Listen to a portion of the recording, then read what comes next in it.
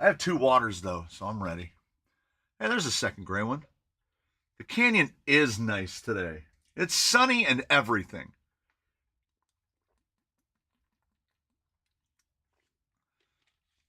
Chuck Hurley at work. Some of you have got to work. You can't all not work.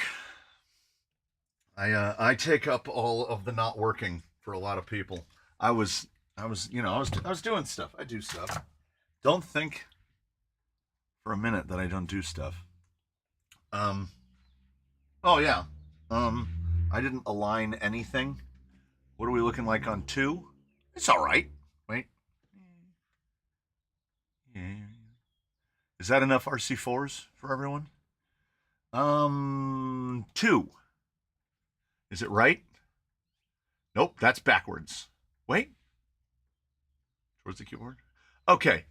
It's correct. No, that's correct. That's correct. That's correct. Just losing my mind slowly. Good afternoon, everyone. Oh, I was watching a documentary on Keith Flint. That's a sad story. Fired person suing company because they were constantly coming in late to work. Yeah, man. Don't you hate when there's consequences? Consequences are a reason to be litigious, are they not? Yeah. If somebody like comes in and okay, so my wife is a manager of people. There's like over 100 people directly under my wife as subordinate employees. And there was an employee that wanted like some sort of in-department transfer. Like they wanted to be moved to another section. And the wife was like, you're not really qualified to work in that section. Like you do this. If you want to go into that, you need to like do the learning stuff to get into the other one. And they were like, well, I don't really feel appreciated in my current position. And she was like, oh, here we go. She goes, why don't you feel appreciated exactly? And they were like, well, when I do this and that and this, I'm not like, like basically congratulated. And she's like, my wife looks right at him and goes, yes, because that's called doing your job. If you do stuff above your job, then you will get some sort of congratulation for that. And they're like, she's like, but you're fulfilling the minimum, man.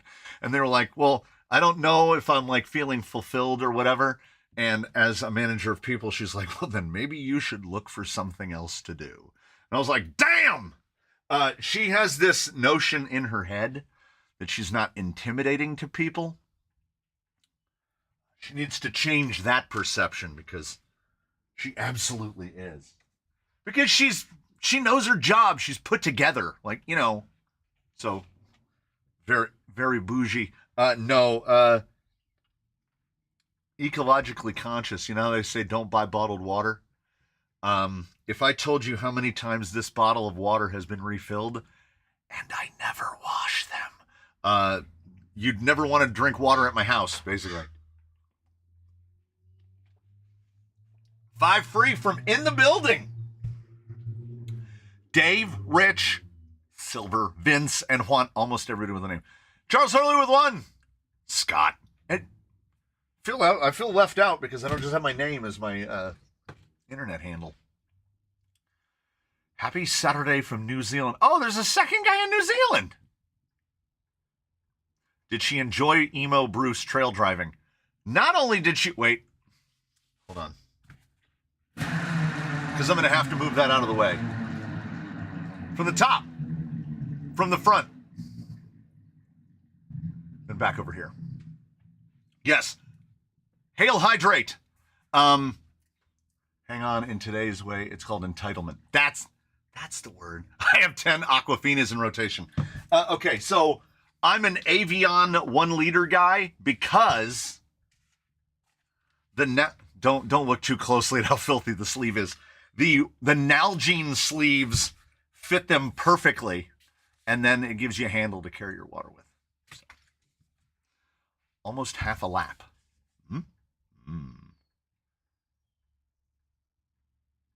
Dehydrated canned water, just add water. Oh, that sounds delicious. Mark Saxton was gifted a membership by Charles Hurley. Look at that. Chuck Hurley hitting him up, but still missing Ed.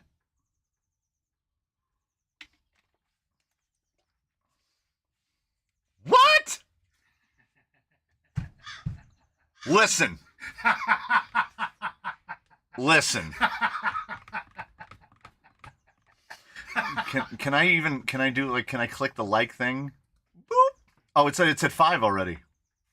Yes, I agree with Britain. Bloody hell. Yeah. No kidding. She drives like she wants an Arma. Whoa. Oh, so yeah, she drove the emo and she did really good because I would go so far as to say that in the grand scheme of things, that's the first time she's really driven an RC car. Like she's driven it around in the one or two around in the yard for a minute or two. She's driven baseline for a second or two. But like by the time we got done and we got back to the car, that was 3.5 miles. So she drove, went all the way through a 6,200 pack. And then she came at me, right? My wife's favorite car, my wife's dream car. Everybody's got a dream car. My wife's dream car is G-Wagon. I don't get it. They're very boxy. I don't get it. But she has that like sense where if a G-Wagon is on the road anywhere near us, she goes, I saw it. So as we were loading up the car, she said, you should just build me a G-Wagon. And then she wifed me and she went, it's the only way I'm going to get one. And I was like, yeah, well, because they cost $200,000. So it's not a live stream without an unboxing because I put in my order. Okay. I perused the internet.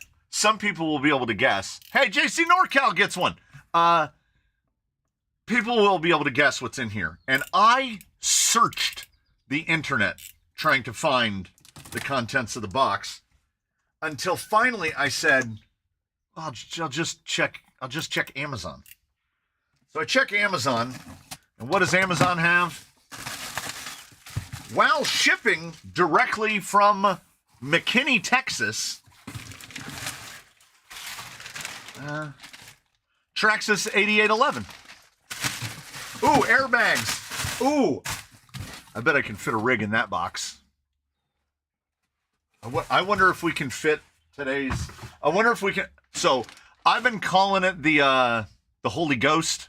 No offense to anyone, because it's all of the leftover parts of Lord Pennaby. So I am basically just going to build a TRX4 under this. I ordered a Ally Express interior, full interior. All I can see is Post Malone, G-Wagon. All the housewives pulling up. Not quite. Get chassis in. Dang it. Body's too big. So I ordered an interior, and once she suggested, well, okay, full disclosure. Before I ordered this, I bought a JP Wirt remembers what it's called. MHX? MXH? X8X? Anyway, the big Land Cruiser, Land Rover, the big Land Rover that they've got, right? The one that's like low size, the one that's low size. I ordered one off of Ally, which, God, I hate ordering things off AliExpress. Anyway, I ordered it. They took the money, and then it's MJX8H8H. Yes, the mellifluously named. It sat with no movement on AliExpress, and then the little thing popped up on the side that said, if this item does not ship in X number of days, you're going to get a refund. And I want to say tomorrow was the day. No, they refunded that money on like Tuesday. So either they didn't have it, they put it in a box and found out what it would cost to ship it to America, and were just like, never mind. So they gave me my money back. And in the grand scheme of things, this kind of works out better for me because I think I have, well, I ordered an Amazon, it's under here. I ordered an Amazon gearbox because I put Jolly Green's old gearbox in bonk. So I had to order another gearbox. But I'm pretty sure I have everything to build a TRX4. So, she already did pick the color. British Racing Green. So it is gonna be British Racing Green, which I think will look tremendous on this. I've never actually seen the 4x G-Wagon in person, and it is very Traxxas. Honestly, if you're going to build this, you kind of have to. Now, here's my only worry. Does anybody know? Has anybody had one of these? Do the regular sliders fit in there? Do they have a different slider? Because they nest into the body. And then, you know, so she was sitting by my desk in the house when I was looking these up to order them, and she saw the price, and she was like, "The bodies cost how much?" And because the one that came up first in the search are the painted ones, and the painted G-Wagons are $140, and she was like, "You've got to be kidding me." I was like, "Nope." It even has the long back body mount. It's got the little bits for its hat. It's got the chrome Mercedes. Oh wow, look at that! It's got the chrome wheel count. I think it has a few specific parts. I thought so too. So if anybody is hungry to do some legwork and find out if the slider is specific, I will get those. And I know they make but I've seen CC Hand and others have a bunch of G63 specific stuff. So I don't have a problem ordering any of that because I was willing to spend $500 on an H8H, right, to get out on the trails. So far, my total investment on between Amazon for a gearbox and this, we're in about $100. So we have $400 more to throw at this thing before we approach RTR pricing. And this does work out better all around, doesn't it? The sliders don't change the same as a normal TRX4. That's exactly what I need to hear, that the sliders don't change, because I have plenty of those. And rails and shock towers and inner fenders. I have so much Traxxas that I have. Okay. Come with me and you'll see the visual representation of insanity. So this is appropriately named TRX4 parts, right? So this is shock towers and servo mounts and all of that stuff, right? But if you're aware, Traxxas then has a lot of parts that go in large Traxxas plastics, which contains fenders, bumpers, battery trays, big chassis parts. And I'm building her the 4x4. But I think it was JP Wirt said, "Oh, are you going to build her the 4x4 or the 6x6? It honestly, when I ordered the body, it never even clicked in my head to do 6x6.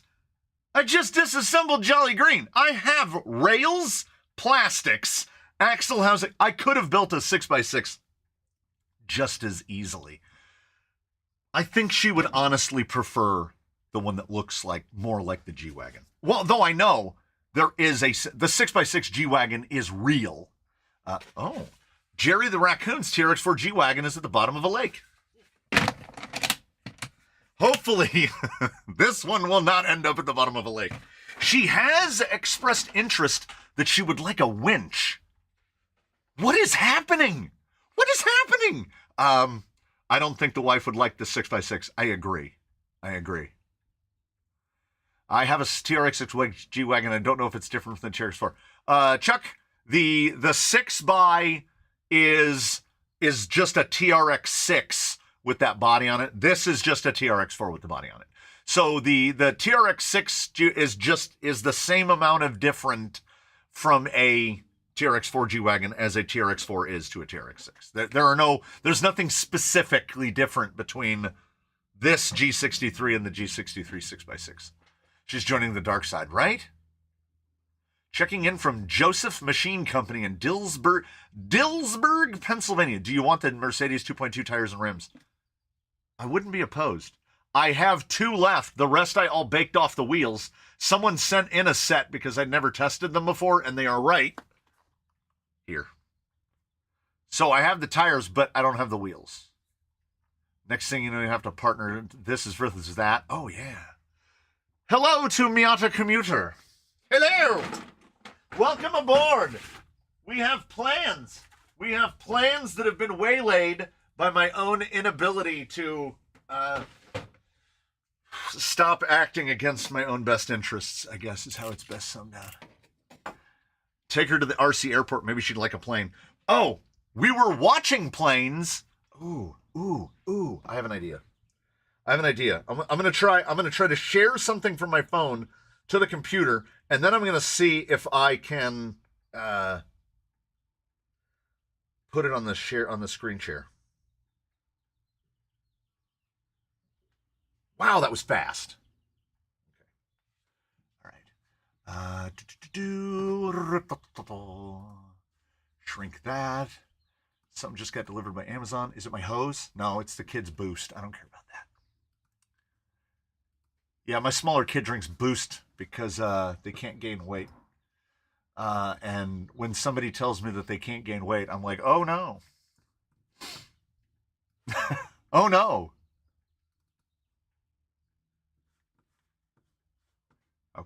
Okay. Let me know.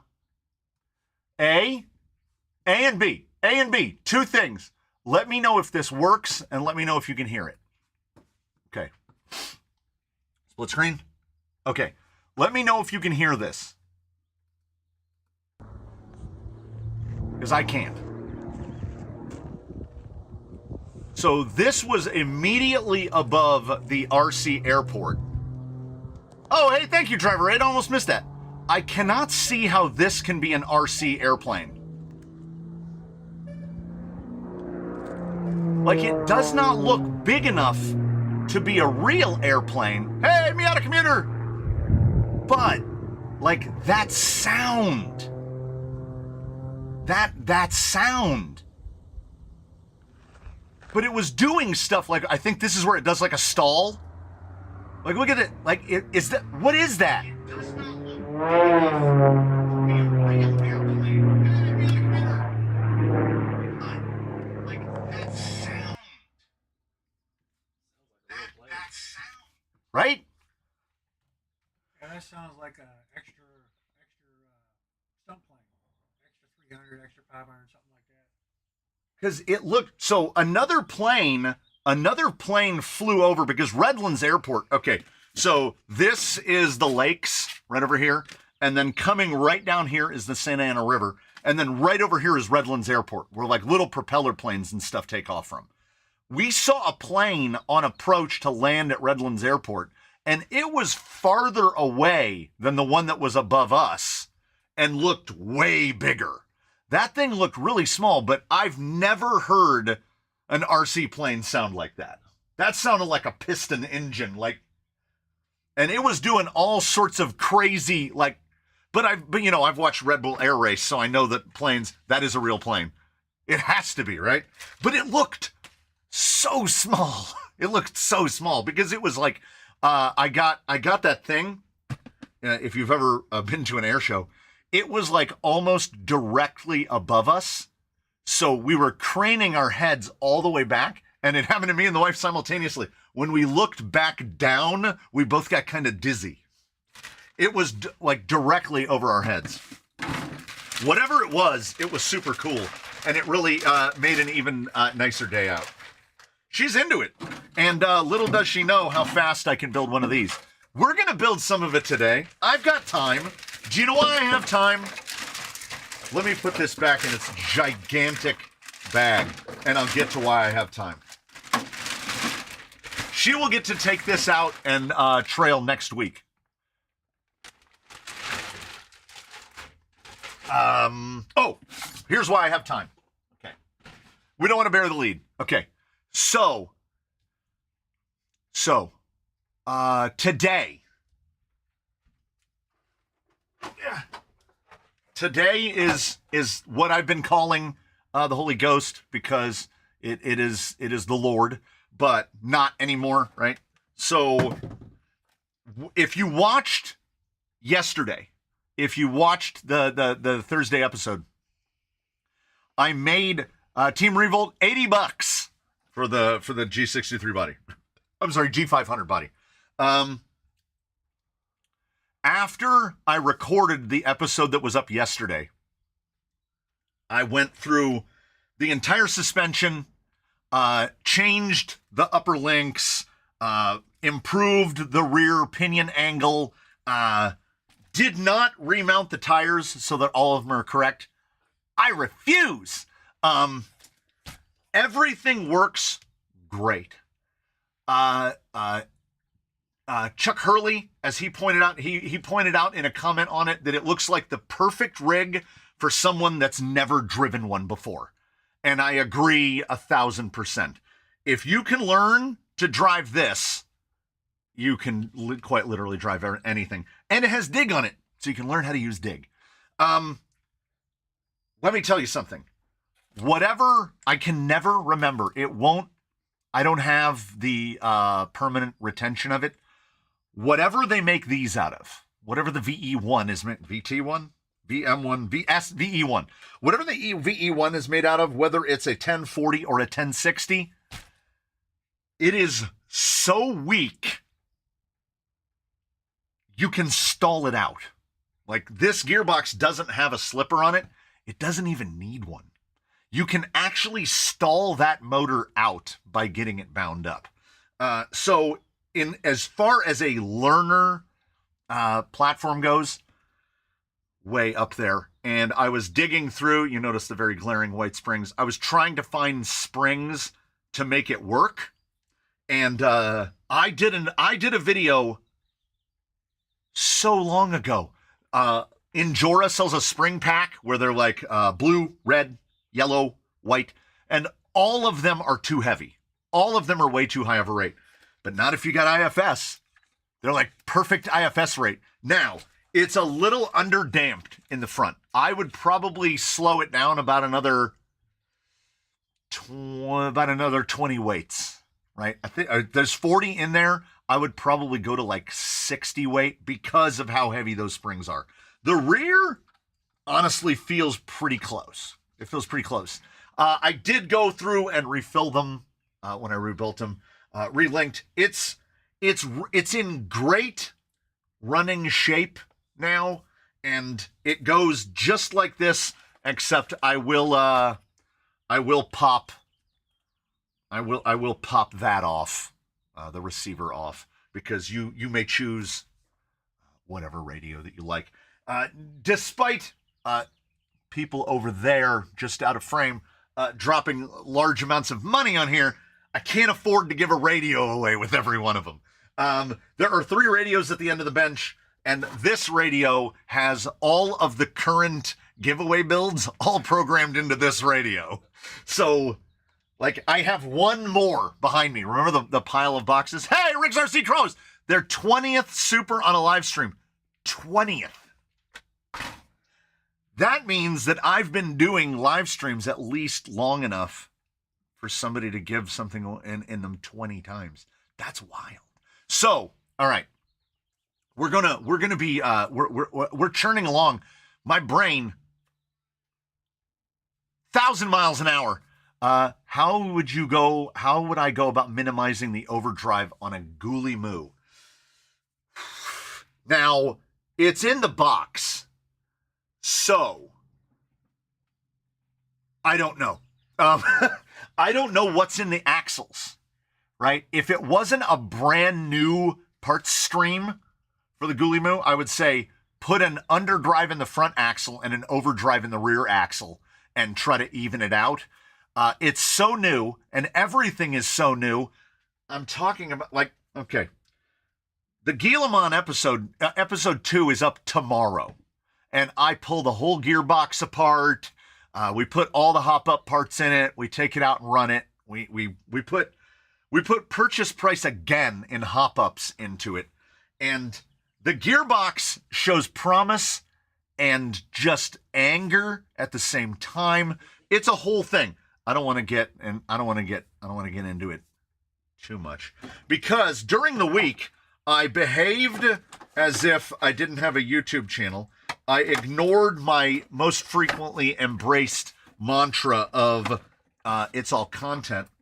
And what I did was I had a plan for what yes, the battery is up front now. Oh, I made a bunch of changes. I took it out and drove it after I recorded, and it would be disingenuous to say it's a lot better. It's better. Like, it's more consistently behaved, but it is still limited by, IFS with some bump steer to it. But it can trick you a little bit, where when you get out there on the rocks, you forget that it has IFS. So you're like, hey, I've almost got this line. Why can't I get that tire to set down? Oh, right, the IFS. So it's pretty good. How long would you look for one of those pringety little beggars on the TRX4 locker cables? Took me 20 minutes with the end of an extending antenna. I have spares, so I probably wouldn't look at all. As soon as it hit the ground, it'd be dead. Was it during a live stream when I found this? Or was it in a video, and this had rolled under the little red cabinet and I lost it for 2 months? And when I say lost it, I mean I never looked for it. I knew it would reappear. I instead went on Amazon and ordered more punches. So there's now like 5 automatic punches in the building. That way I don't have to lose them. And I have established a new rule. This one lives right in the tool caddy over here. I punch the hole, I put it back in the tool caddy. That's the new rule. Because, the building slopes that way, so everything rolls off the bench. Oh, I think they do. OD, RNP, ring and pinion. Oh, they do. Nice. One of my friends offered to help me with the website. We might start getting it done. Hey! What happened to the Lord's windshield? He rolled during a tire test, and the front, I never put the side windows in, but his windshield got knocked in and it slid all the way to the back, and I extracted it out and I set it on the bench and I said, I need to put that back in. And now I have no idea where it is. And also, when these screws are in, he's gonna have 2 big, the servo mounting screws with the big heads on it. When those are in, this is how you pick him up. I just stick my hand in his face, because there's nothing really bumpery. It's impossible to grab it from the front because of the big skid from the IFS. You can pick him up from the rear, okay, but it's just more convenient to just grab him by the face. So during this week, are you going to run the ExoCase chassis? The ExoCase chassis is up. You know what you've got me doing? You've got me opening my own YouTube channel because I don't remember my own schedule of events. Content, view all. Executioner is March 23rd, which is Sunday. Cabs episode 2 is Sunday. Guillemot is up tomorrow and Monday. So there's two more Ghoulie Moo installments. I don't know if there will be a 4th or if it's going to go back. I don't know. Do you have a substitute for Tim 10 foams? They are gone. They're gone. Luckily, I was gifted 2 sets. That are still, here's a flex. Here's a Canyon flex, and look at that.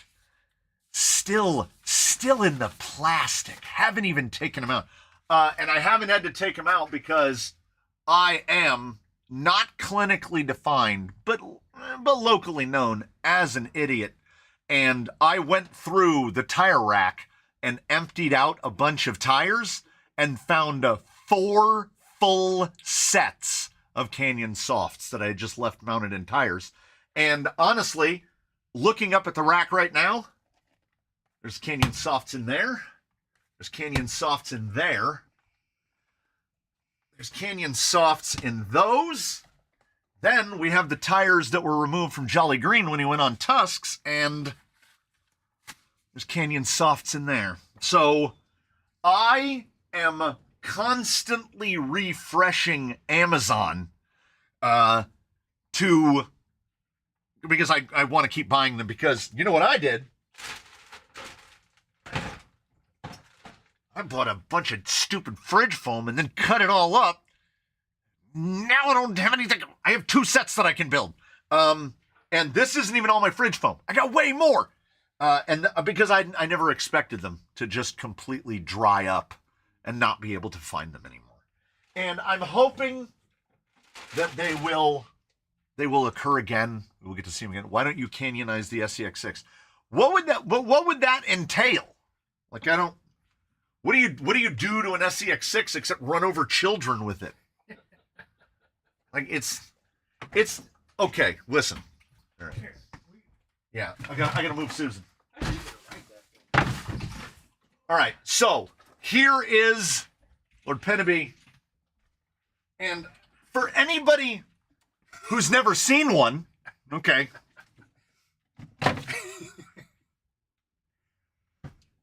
It doesn't fit in the camera. What? Like, what is that? Like, why is that? Look at the tire. How about some motor combos for the Wizard? Oh, I'm going secure for mine. That's how I'm going to start. Yeah. Okay. He's gonna pull the 3-foot long chassis rails. Yeah. I would need the quarter sheet of aluminum. Yeah, there you go. All right. So Tusk. 1.9 Tusk, okay. 2.2 Tusk. SCX6 Tusk. Well, I mean they're down here, but you get what I'm saying. They're the same size. So, like and this is an LP. Oh, I have full size, but they're not over here. Oh, I could have 4 sizes of Tusks. Like, what are we doing? But I just sold my SCX6. But I know some good trails for something that big. I've had 2 of them in the building now. This is the second one I've had in the building now. And it's still, when you see it, you go, that's enormous. Like, it's so big. I understand someone had meant, belongs in the wild. Somebody said to them it's the perfect trail vehicle, and I get it. Yeah, I mean I get that 100%, because where that cage is, it would be carrying everything. Mine wouldn't have a spare tire on it. It would have everything on it. It would be carrying cameras and batteries and everything else. He runs a 4S 9000 pack in it. Just, yeah.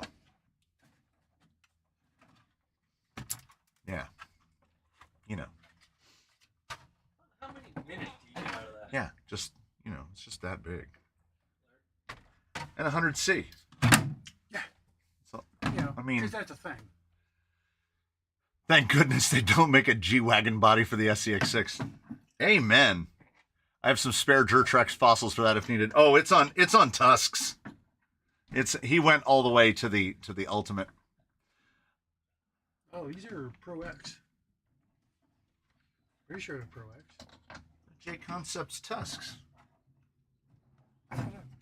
I know a Tusk. In my own house. The disrespect. Those are Pro X, I think he says. That's a Tusk. That's also a Tusk. And so is that. I just pulled RoboKitty's tusks off and put RoboKitty on landmines.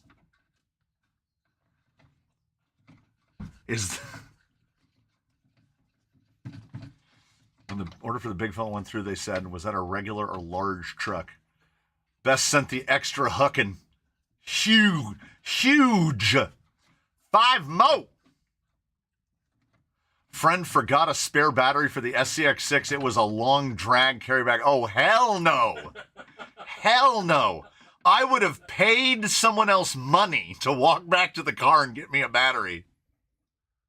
Well, if I had tools, I guess you could disconnect the pinion and then it would roll a little easier, but there's no way. Like, I carry 2 spare batteries in the back of Bruce and have never needed one, but he weighs 14 pounds and I'm not carrying him. I'm not carrying him. There's a second battery tray here, and I have a second one and a Y connector, so I can run them in series. So he can run an 18,000. You know, if you want to run an 18,000, sure, that's a thing. What? Why is RoboKitty on landmines now? Here is why. Because over time and something akin to testing, I have determined four-wheel steer does not particularly care for tires that are explicitly directional. Tusks are not super directional, but I tested 475 Tusks on other four-wheel steer vehicles and did not like them.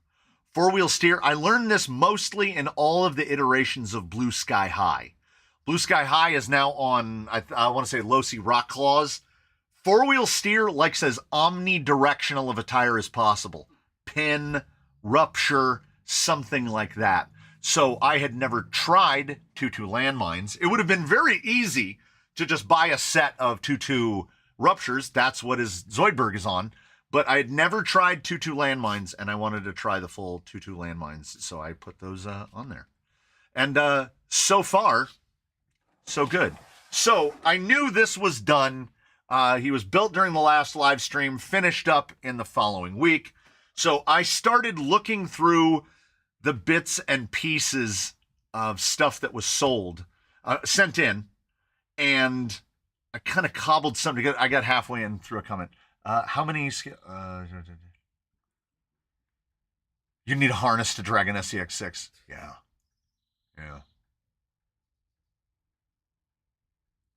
The SCX Honcho even has a built-in storage box for carrying junk. Yes.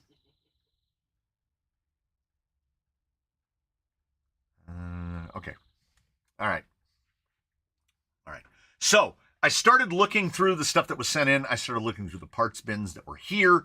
I didn't know what I was going to do for a body, so I ordered a couple. A-main. Of course, they're not here yet. Which one did show up? The one that I ordered through Amazon. The chip from Texas. So I had a couple bodies coming. So I started cobbling together, and then what happened is the same thing that always happens around here. But it was kind of a refreshing throwback for me, because I didn't treat all content as if it was all content. You can donate the extra FJ40s to anyone with an FJ. Oh yeah, all right. I can do. They're in the sticker box right now. So I built the final March giveaway. It's in my hand right now. It's this right here. So I built this, and I've definitely mentioned in other installments that if you don't feel anything when you give it away, you're just throwing it away with more steps. It's becoming an oft repeated phrase here. I really like this. Whoever you are, whoever you might be. So we'll spin that one today like we always do.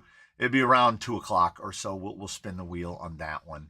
And I will make sure we'll see who's on the thing and who's not on the thing, right? What have you. Your name's got to be green.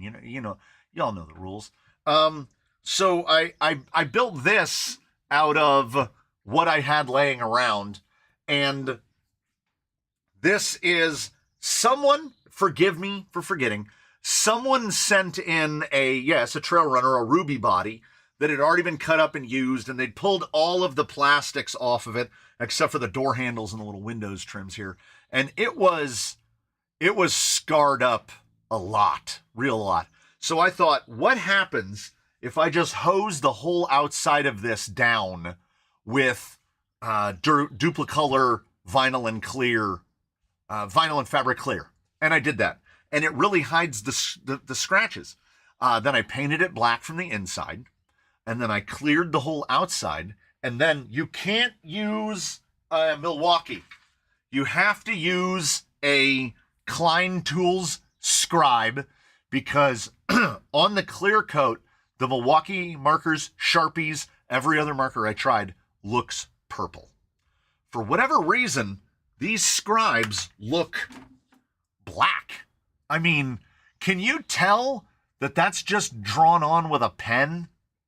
Like, so I just, I've been calling it a middle school desk. I've just been going at it like a middle school desk. And okay, I don't know if you're ready. You need to prepare yourself, because I've started doing out this side. It would not be complete without the cool S.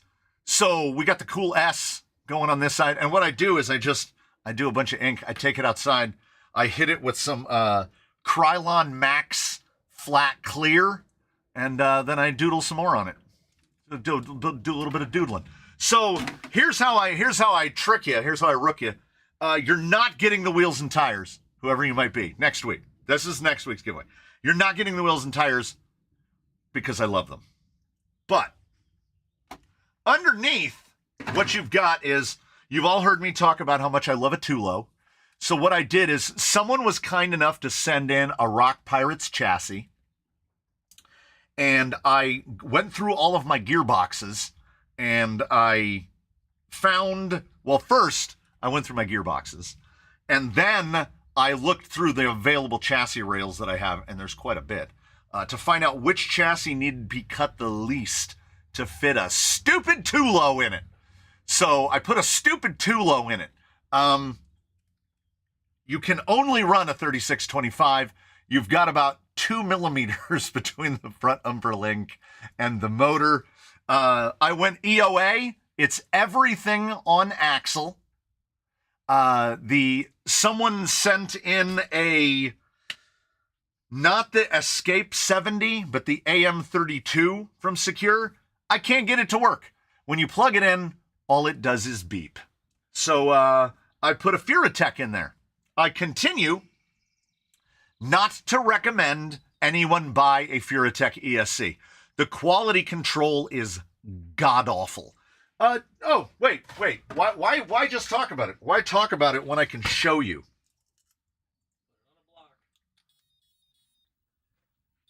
Okay. So, I mean, this is what the Furatech is very good at. You can go real slow. You can go real slow backwards, too. You know what you can't do? You can't go backward, forward. It just goes dead. Then you wait, it reinitializes, and you can go again. I have recalibrated it 10 times. I've tried different radios. I've tried everything. It won't work. When you get bound up somewhere, you try to bump it in reverse and then go forward. Wait. And now we're back to life. It's like a fainting goat. It's a fainting goat. Also, oh, yes. Scribes. Available at a Lowe's near you. Yes, it gets very confused.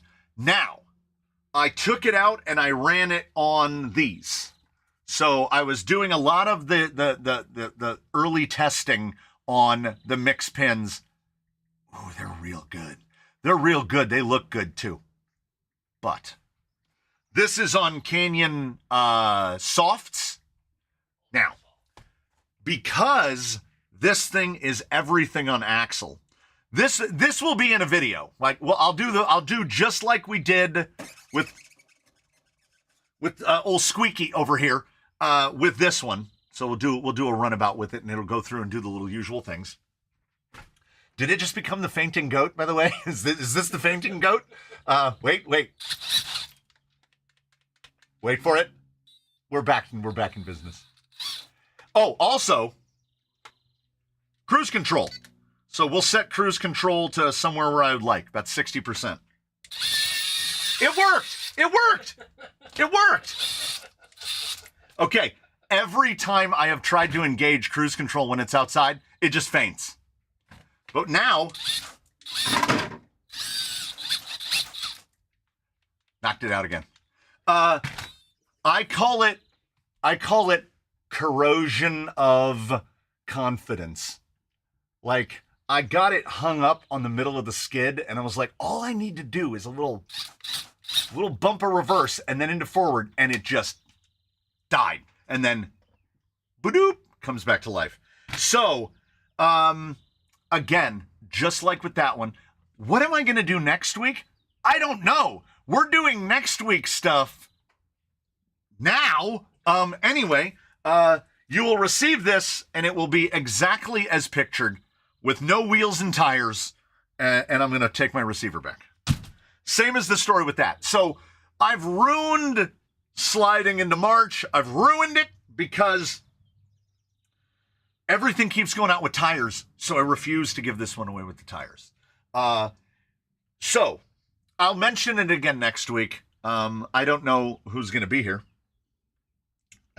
Also, I love the MST metal drive shafts, and I put them on here because I pulled them out of the drawer and they fit perfectly. Everything on here fits really well. Do you see we had to do a little too low action? These are from Element. I'm not exactly sure what part. I don't remember what part of an Element these are from, but they were in the Element box. I had to raise the link because it is, as per stupid too low reason, right exactly where the drive shaft output is. It's nice and flat on the bottom. It's quite light. It drives great. We will gloss over the fact that I custom made Delrin body mounts because the body already had holes in it and I wasn't going to punch more holes in it. So I did make it a puzzle, which you have to put the back posts in first and then push it forward, and then it goes down. If you try to put the front on first, you'll never get the back posts in. It's fun. And I carved it up just as much as it needed to be carved up. I could do a little more relieving of the fenders, but it doesn't really even push it off the post with no clips, so it's pretty good. I went through a number of shock mounting positions, different springs. I went through a whole bunch of stuff to get it to where it is now. And it has shock keys on it because it wants apparently a completely different wheelbase. Like whatever Rock Pirates chassis this is, it wants the wheelbase to be like 25 millimeters longer. I don't know. I was not bothered at all. I was not concerned. I knew what I wanted to build, and it was just whether or not I could implement it. I got hooked on Zoku candy. They sell those at Costco. I'm almost positive he gets his at Costco in big bags. Haichu, I don't like them. And I realized it has nothing to do with Haichu. I don't like Starburst either. So, there you go. I don't like gummy candy or chewy candy.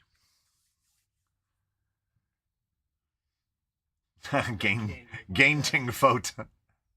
Do you want to have the rigs in order in the website alphabetically or something? I would just do alphabetical. Yeah. Alphabetical is convenient. We have to talk about the info I need from you. I mean, we'll get to it. Building S8Es? Good luck. Oh, I'm not concerned about covering these holes at all. Because in about 8 days, see, I just tried to do it backwards and it doesn't work. In about 8 days, this won't be here anymore. And anybody who saw the short, you'd recognize these. That's the Rock Pirates VRD Kraken. Oh, is it? There you go. It's a Kraken then. Okay. All right. Like I said, I threw parts at it until it turned into a thing. And then next week we'll spin the wheel and we'll give it to somebody. I will give this to the Furatech, okay? What I'm hoping, and ordinarily it would not be in my thing to just give someone this with a semi-functional, we can do it off the ground too. Knocked it out. Knocked it out. Knocked it out. Right? But there are people that will defend them to the ends of the earth. They will say, oh, I have one of my, I've never had a problem. Well, yeah, we've got a Furatech Lizard 10 over there that's really never given us any specific problems. This one has been calibrated 10 times.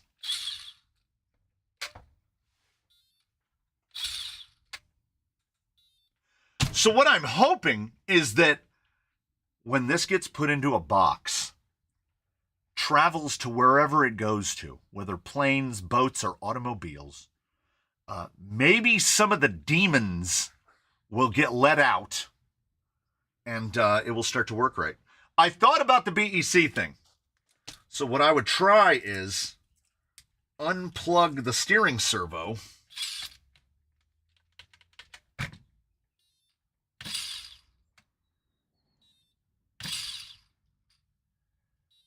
So all that BEC has to do is literally enable me to do this and keep the lights on. But if you just, like, you can't ordinarily use cruise control because when you hit the button, it just dies. Like that. And it won't come back to life. Turn it off, back to life. Turn it on, gets knocked out. Anything, I'm telling you, I'll tell you, I'm going to tell you. Anything you can suggest that I try in the Furatech app, baby, I already did it. I've been fighting this for a full week. I turned lipo cutoff all the way off, which is not a good thing to do. I drove it yesterday, and it pulled one cell down to 1 volt. I made sure to put a brand new freshly charged pack on it. It will do it as I can take a pack directly off the charger, plug it in, and it will go dead just like that. So that LVC, is this the live one? Maybe this is a low one. That's why it's cutting in so low. Okay, that is at 3.8 volts per cell. It should not trigger. I moved the LVC down to 3.2 volts per cell. Okay. Let me grab a bigger one that is fully charged. Okay. 414, 412, 415. Not super balanced, but it's close. It's close enough, is it not?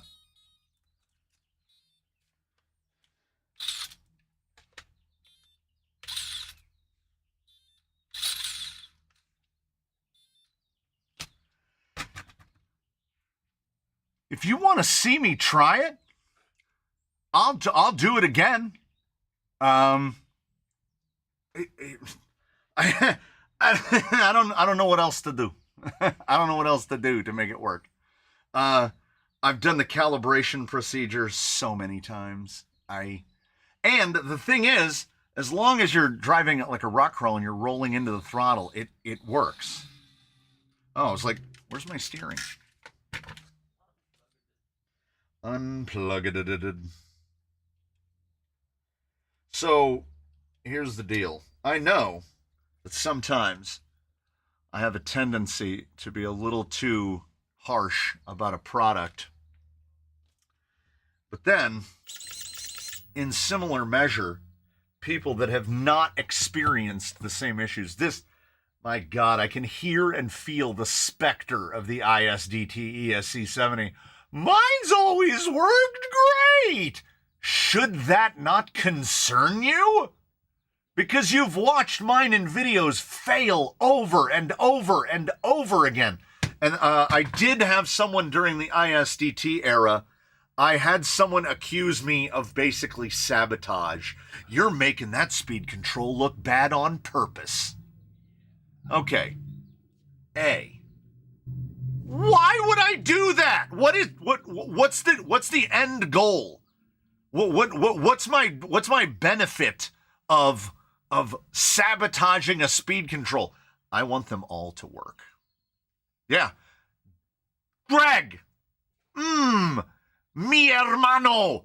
I had one of those. It did the same thing, and another that was fine. That is the core of the Furatech problem. You can buy two of them. One will be flawless, and one is a fainting goat. Why would I tell anyone to buy that? Because I guarantee you, I could reach into a bin right now. I could take a Hobbywing 1080 out, hook it to any motor, any brushed motor, and it would work. It would just work. Is it the best speed control in the world for the best combo in the world? No. But in AM32 architecture, I kid you not, as many failures as I have successes.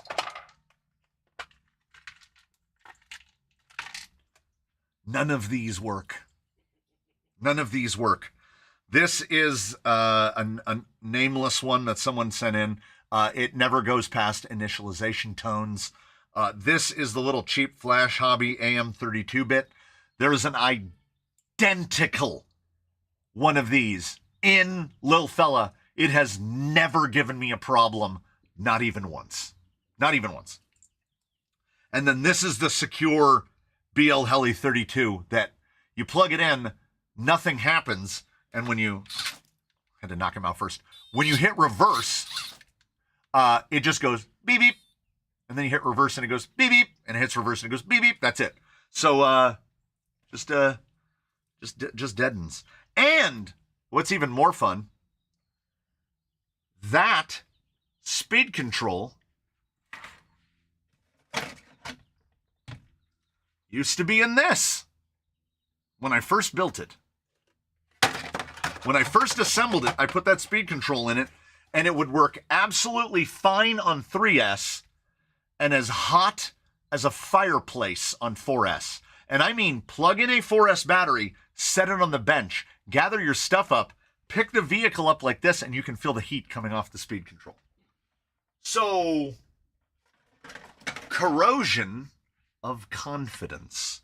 I will not be buying any other Furatech products in the immediate future. That is for sure. Nor would I recommend anyone buy them. And every time I say that, someone is quick to say, oh, mine are all perfect. Oh, good, great. Doesn't help anyone else. Do you actually still have the IST-70, or did it get sent to another room? A guy who loves ISDT-70s said he would be willing to take. Actually, so my first one I gave away, and then the second one someone sent in because they were trying to prove that I just had gotten a bad one, and then I got another bad one. So I gave it to the guy that paid for it. He paid for it, so it was his. Yeah, unpredictable performance from one unit to another is reason enough to buy with caution. I have another one that has no functional BEC in it. I mean, no functional LVC. It will not cut off. It will draw your battery down to 1 volt per cell. So I bought a whole box of LiPo alarms. I have a bunch of LiPo alarms, and I run those. Contacted Furatech? No. No, I have not. Because that doesn't help anyone else? Like, okay, here's my sales pitch. I'm going to go full other channel for you. Guys, you got to get this. This is the hottest, newest game changer. This is the cheat code for all your rigs. Sometimes they light on fire. But if you contact the manufacturer, they'll send you a replacement, and it might not light on fire. So you got that going for you. Make them right or don't make them. I don't think it's that hard. Why is it that I have probably had 60 Hobby Wing Fusions, 1080s, 1080 G2s, BL 120s, BL 60s, all of them. Never a single one of them has stopped working. Ever. And I've been running Hobby Wing controllers since the early 2000s. Never a single one. I've heard more than enough stories of people whose Python X's have physically caught fire. The one that was sent to me from Furatech is the one that has a non-functional low voltage cutoff. How is it so hard? I don't understand. Zero quality control. This has got a rebadged, repainted Hobby Wing 1060 in it. Outdated as hell. You know what they don't do? Die. Still works. Not powerful. Functional. I will take functional over all other aspects. It's kind of the minimum it's the minimum of expectations. Just make it, yes, the difference between 2-cent and 5-cent components. I have 7 Hobby Wing Fusion Pros because they just do what I want when I want them to. They have proven to be trustworthy. That's, for me, that's SEs. I feel the exact same way, but about SEs. I will put a Fusion Pro in something if it is necessary. But most things don't need the 2300. Now, it helps to stay in kind of a blissful ignorance, which is don't get a radio in each hand and go out and drive 2 similar vehicles, one with an SE in it and one with a Pro in it, because then it really emphasizes how much better that Pro is at doing stuff. But 150 into every build is a lot. $69 is a lot easier to swing. I saw one scroll by that somebody said, what would you put in there to replace the Furatech? Your choice. Rhino V40, Secure Escape 70. You could even do the cheap 9i mod one, because we found out the problem with that is more the motor than it is the ESC. The Goop RC one would work. Whatever you like from AliExpress or Amazon, just don't, in my recommendation, don't put another Furatech in it. Unless you have one that works just fine. Then here's what I do. If this goes to you and you already have an Outrunner vehicle, take the speed control from the one that works, put it in this, and buy a nicer one for your other one. That way you don't just feel like you're buying the same thing over and over and over again. That was before there were too many vehicles in here. That was the process that we kind of operated off of. This guy has an SE in him, and we're building a new one. We're going to put the SE in the new one and then put a Pro in this one. So we were constantly going up. But now there's way too many here. So I go by, like as I said, you're fitting a 3625 in here and nothing else. Yeah, David Hiscock, everything on an SE and one on a Pro. I would say we have fewer Pros than anything else. I want to say there's only maybe 6 or 7. I know that sounds ridiculous to say, but in terms of SEs, has to be close to half the fleet are on Fusion SEs, either 1200s or 1800s. So think somewhere around 25 Fusion SEs, which when I stop and think too long about what that would cost to outfit them all with Pros, I get kind of shaky. I can't afford that. Especially when an Escape 70, if this was the combo, it'd be $70 for the full combo. And here's the perfect answer. Get yourself the Secure 120. You can get the 120s on Amazon right now for like $55. You need do nothing. Comes with a plug, comes with everything. You would take this, you would plug these motor wires into the 120. You would plug it into here. It auto calibrates when you boot it up.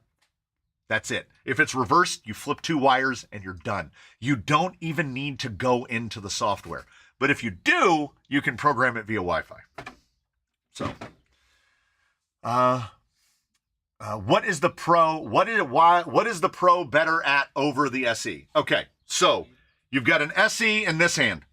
You got a Pro in this hand. In this hand, you have a 40 amp controller and a peak 4 amp BEC. It might be 3 amp. In this hand, you have a 60 amp controller and a 6 amp BEC that will do higher voltage, if memory serves. Basically, and then you have the 2300 in this one, and over here you got 1200 and 1800. Most applications can be fulfilled by the 1200 and the 1800. When I put the rather expensive gearbox in Bruce, the 1800 suddenly didn't feel like it was enough, right? So I put a Pro in him. Oh, good God. You will know if your rig needs a Pro. It rhymes, okay? I don't think everything needs a Pro. You can't put a Pro in this. It won't fit. There's a lot of things here that you can't put a Pro in because they won't fit.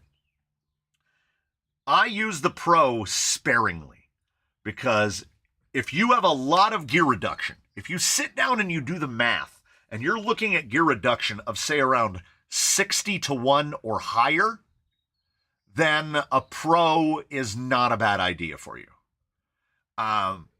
But if you're below that, especially, oh goodness, if we're talking about stock element, stock axial, a 1200 SE is your friend.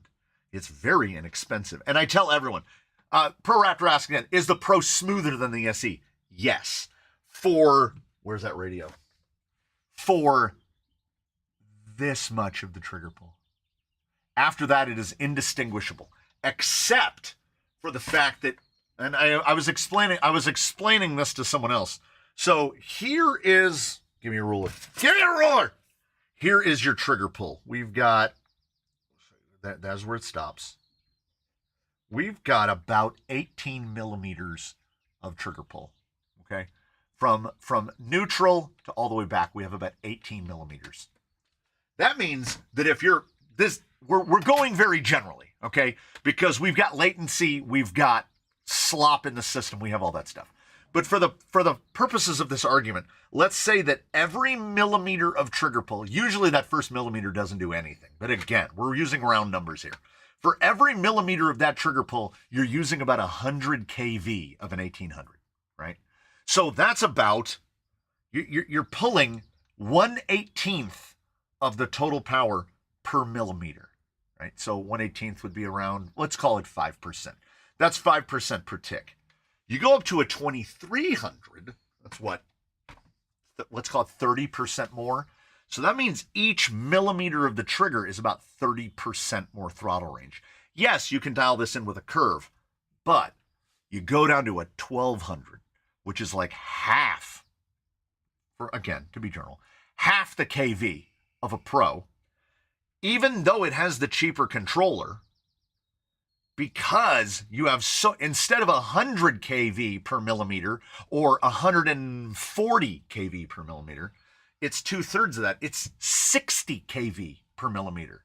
So that the SE 1200 is my favorite one. Well, JP Wirt did it just right there. Fusion smoothness goes Pro, SE 1200, SE 1800. That is absolutely correct. I love the SE 1200, and they are exceptionally robust because you can run pinions on them. There's a hat gear, so it's not a direct translation, but Baseline runs a 25 tooth pinion.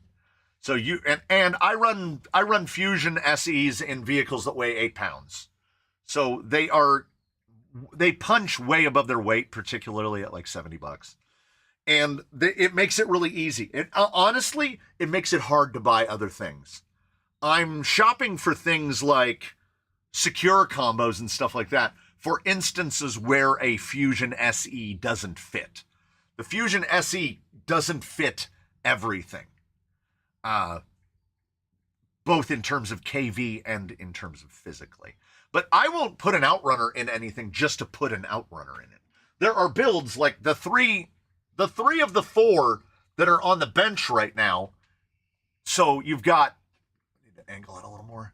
You got this guy, Zoku FF is right there, and the Executioner is right there. Those three guys don't fit anything else. They fit pancake outrunners. This guy fits a pancake outrunner. That's all they fit. So those are out of necessity. If it's not out of necessity, putting a Fusion SE in it because they just work. The reliability, there is zero corrosion of confidence when it comes to Fusions. They just work. Have you seen the Red Cat 1085? They haven't run out of those yet? RC Fabricator, those popped up on the Red Cat's website on clearance like right around the time that the Ascent Fusion came out. They've been selling those combos off for like 6 months. How? Well, Brushed is dead. That's why they haven't sold out of those.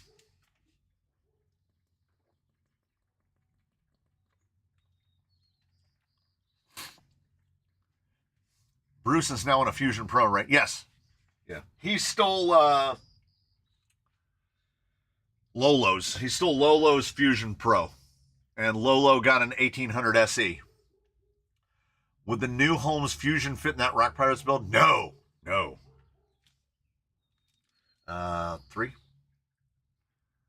There we go. No. That's a 3625.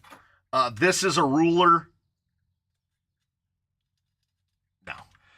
This fits a 3625 and nothing else. And again, I'll mention it next week. Whoever gets this, you will need the softest inserts that you can possibly find.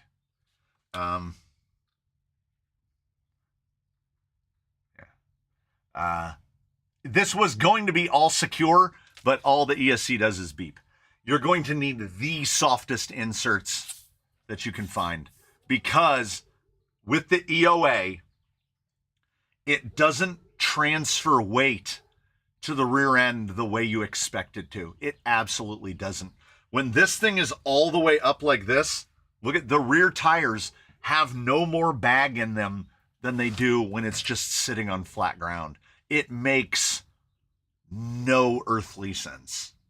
I've done EOA a number of times, and I have not seen it implemented as effectively as it was on this one. Your ESC pick for a Holmes, where'd that go? That combo, that content just, I got halfway through reading it. Pretty awesome. Look at your channel, 10.5K. We picked up 500 in the last, I don't know. Well, I pick up about, I'll say we average about 12 a day. So like 350 a month. Yeah, it seems about right. Of all the other channels I've seen, and of the numbers that I try to pay the least attention to, I would have to say that total subscriber number, my goal was 10K. I wasn't kidding.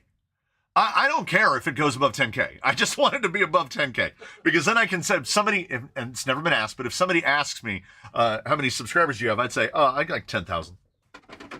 10,000 feels like a real number.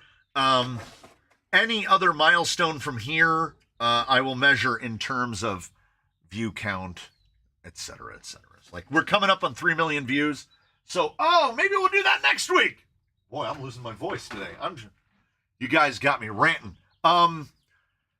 Maybe we'll start the build for the 3 million views giveaway, which is going to be a couple of weeks out. We're at like 2.8 million.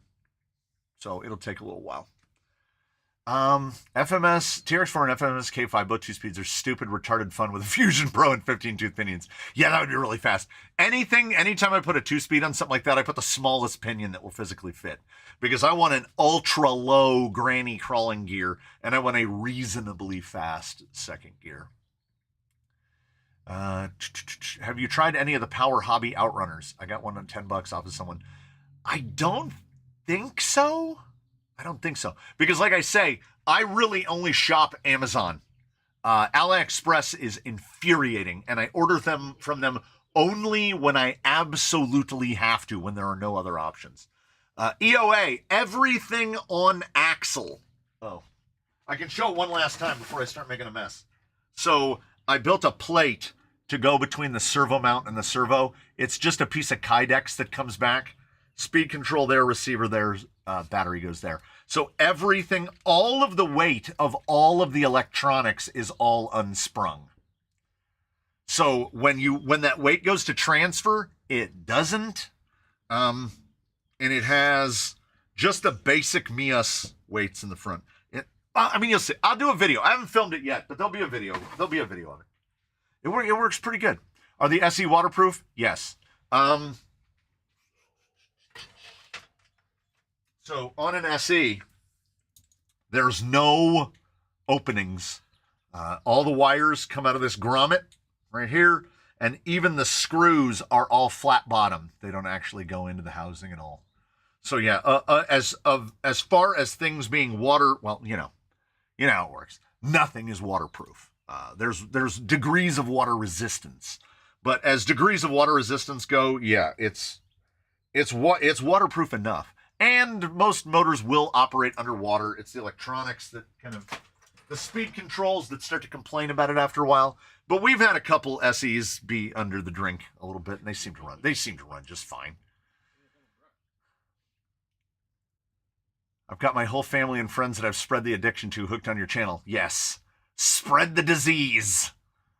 My grandparents from Idaho are visiting. They came down for my sister's and my birthday. Not going to be able to watch much today. Oh man, got to hang out with family and do birthday things. I don't know how to address that. Like, you're going to do other cool stuff. That's fine. Hugo's off at dinner. Your ESC pick for a Holmes Hobbies 540 1800K revolver is, sir, Crawlmaster Mini 3, Secure 120, or Rhino 80. I would say first choice, the gold standard for me is Rhino V80, because the Rhino V80 gives you the most flexibility in servos. It's got a 10 amp BEC, and I've kind of tested that 10 amp BEC. If you already have a direct power servo on hand, you can get any of the Secures. You could get the Secure 70 or the Secure 120. The Secure 120 has a great BEC if you can successfully solder the jumpers to jump it up to 8.2 volts. I generally just, if I'm going to order a Secure, I get a direct power servo so I don't have to deal with it. But I would say Rhino V80 is the top choice. Then I would say Secure, if I'm just buying an ESC, I would say Secure 120 after that. And then probably just an edge, the Rhino Escape 70, the Secure Escape 70 just above the Rhino V40. And just because of the Wi-Fi programmability, not because, like, in operation, they feel pretty much exactly the same, even though one's rated at 40 and one's rated at 70. I've never found an AM30 controller wanting in terms of amps. The only ones that do are like old, outdated, like 1040s and 1060s. They seem to run out of power pretty quickly. So 12 tooth on Kronk was wrong? No, 12 tooth would be fine. I want to say I ran Kronk with a 12 tooth, but because I got a little more hoony, Kronk used to run a 2500 kV Holmes, the V2, the Outrunner, and it was apocalyptically fast in second gear, but still slow enough to be usable in first gear. What you want is you want to gear your first gear to what you feel comfortable with. If the 12 feels fine, then the 12 is the gear for you. If it feels a little slow, you put in a 13. If it feels a little fast, you put in an 11 or a 10. Gearing, there is no perfect number for gearing. It's what you feel comfortable with. Mod is gone. Time to start misbehaving. Absolutely. Is the wife's rig going to be pure TRX4? I'm not going to use those TRX axles I bought for the FMS, so if you want them, they're yours. I can see Mr. Truitt in his hobby room. He sat down and he looked at the axles, and then he looked at the LC80, and then he looked at the axles, and he was like, I don't want to do this. I don't want to do this. I get it. Yeah, it is definitely going to have TRX4 axles under it. Yeah. My comment on your recent trailing vid didn't post was saying to strap a selfie stick under your transmitter and stick the GoPro on that for long and go close up without background. All right. I don't think I showed it in full boogie. No, I left it assembled. So, yes, I'm an old man. I complain about many old man things. So the low amp, the low angle, this is how I was running. This was the exact apparatus, only my phone is clipped right here. Here's where you get sound. There's the, I clipped it on backwards. That's why, that would be filming my knee. This is an imperfect solution, but it was a great improvement over having the GoPro way up here. Also, with it angled just right, it's perfectly balanced. It's just that it weighs probably right around 3 pounds. And 3 pounds, oh, he's being a little girly man. What I want you to do is put your elbow, put your arm at a 90-degree angle, take a 3-pound barbell, put it in your hand right here, and now walk around your whole neighborhood. Walk for 2 hours. You're not allowed to move your hand from this position right here. I still feel it. Show me on the doll where the controller hurt you. I still feel it right here down the side of my neck. I feel like the side of my neck got longer. It's not the weight. It's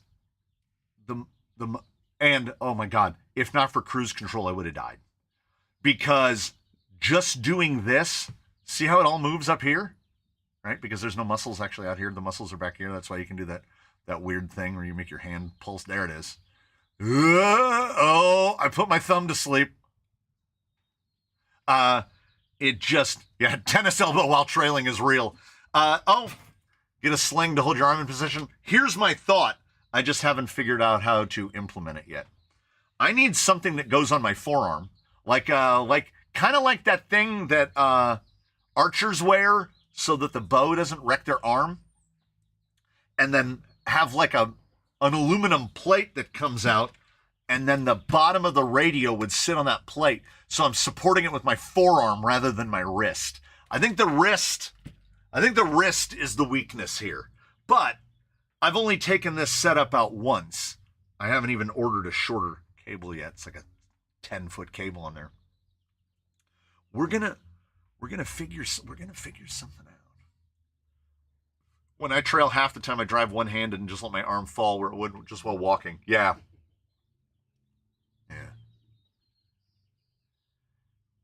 Oh man, see Jerry the Raccoon. Jerry the Raccoon. Jerry the Raccoon. Jerry, let me see if I still have that Amazon, that Google search up. So I did a search for it's basically like a steady vest. And they are not inexpensive, and they look ridiculous. So if you don't think, okay. So all right, you'll see the price when we go over here to So don't think that I didn't consider this. Okay, eliminates fatigue and muscle strain. So it basically has a shock-absorbing arm that comes off of a vest, right? And then you don't have to hold the camera because it attaches to the little, that little bongus right there in the middle. Then you don't even have to hold on to the radio. And then in my head, I could see a vision of myself walking around with this thing on. And I was like, have we gone too far? Is this too far? I feel like that might be going too far. but it is only $190. And in the grand scheme of things, looks like a torture device. Oh, camera trailer. So, because this is all GoPro stuff, so it just has you do the little turn and then you can move these. I took all of this stuff off of the radio, put them in Bruce, and he drove all the camera gear and the microphones and everything back to the car. So Bruce toted the whole apparatus back. I also have to figure out what angle to get this at so that my leg isn't constantly going in front of the camera. It's a learning process to get to where I got with my current camera setups. Took like a year. So, spirit of the forest. There's a cat out there yelling. Sports injury wrist brace, like the ones we got being a little extra dumb on downhill bikes, or knock together a cantilever Steadicam ring.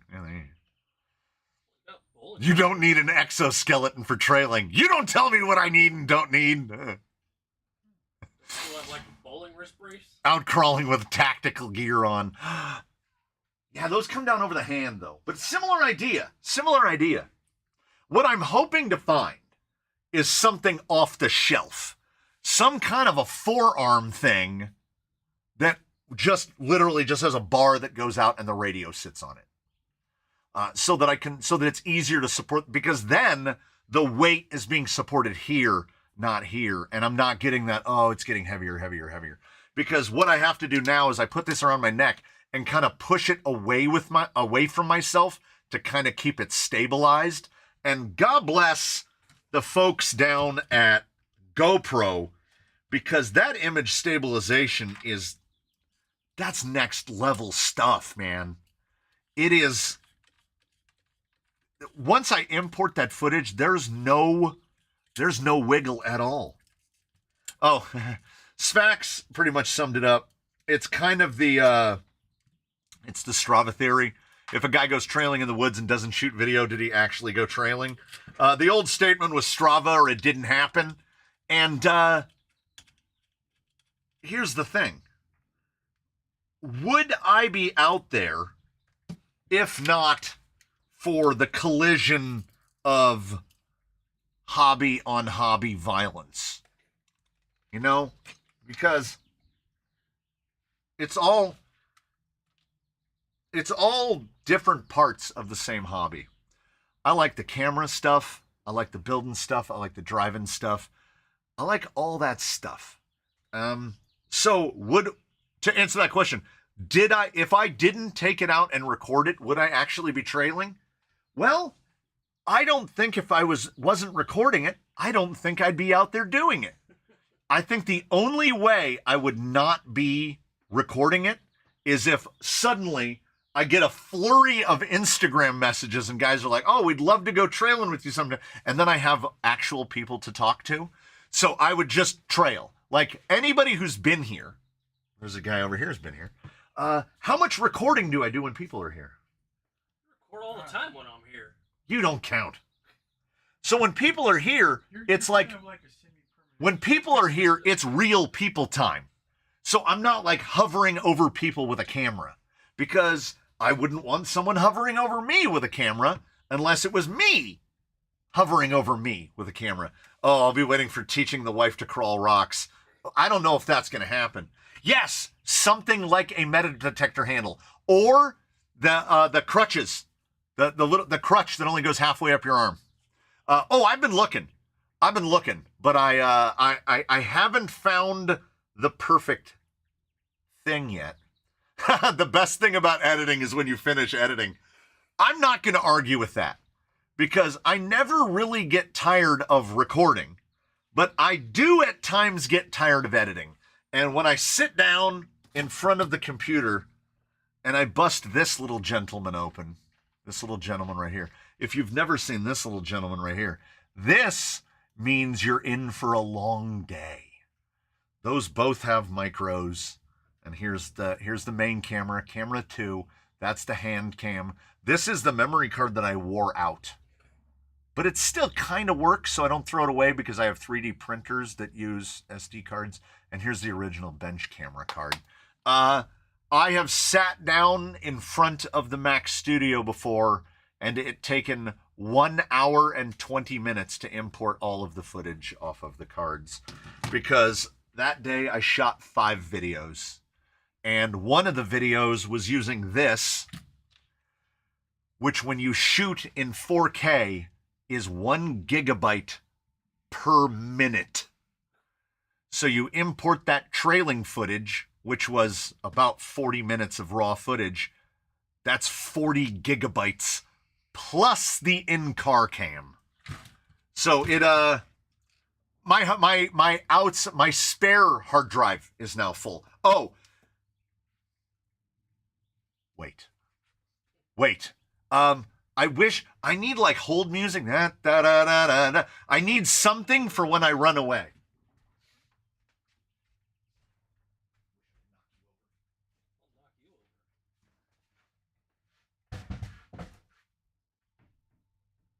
I can't see. There it is.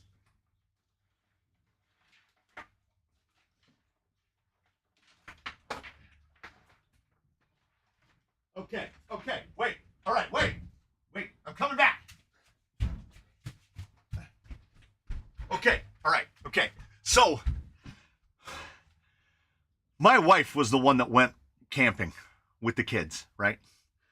Through the Boy Scouts, through all that, Cub Scouts, Boy Scouts, all that stuff. Because I don't camp. Camping is for lunatics. But what I do like is shopping.